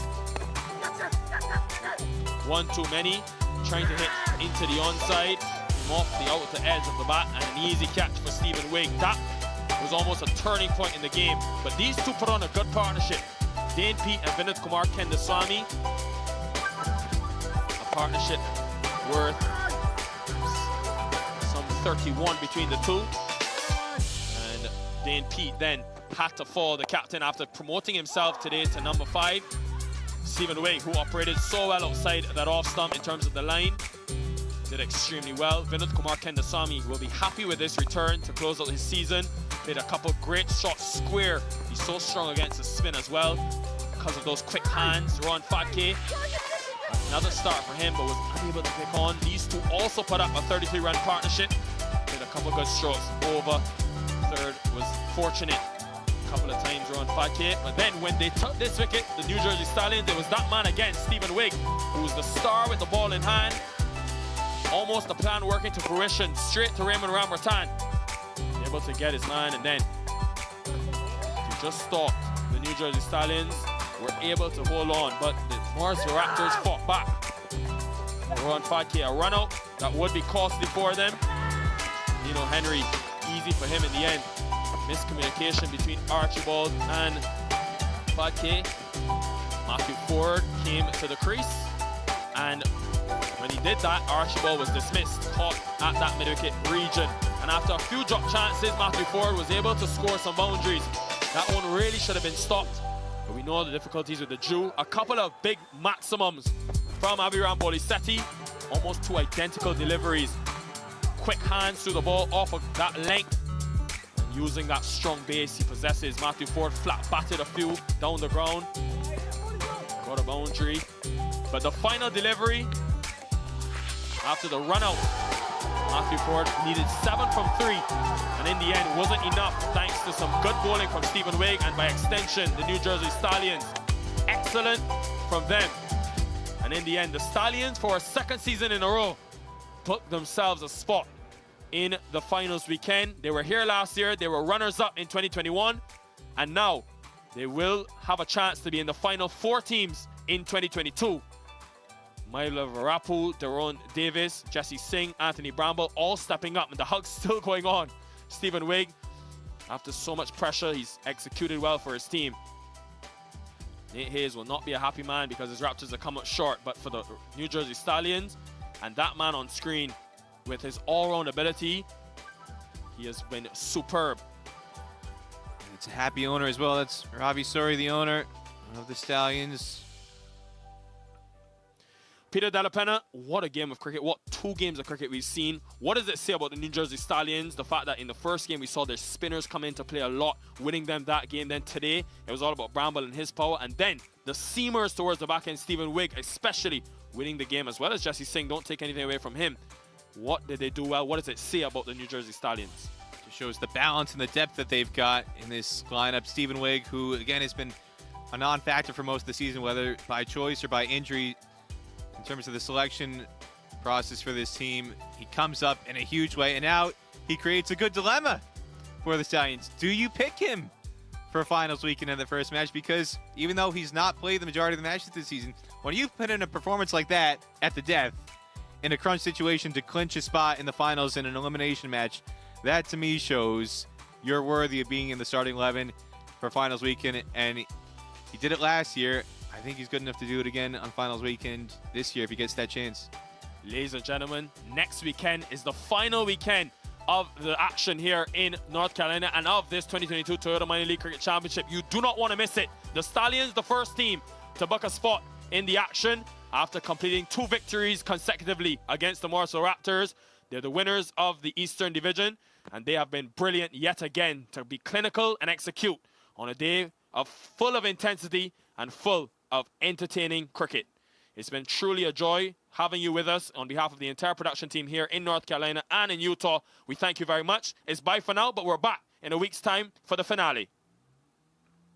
You're watching the Toyota Minor League Cricket Championship, presented by Sunoco.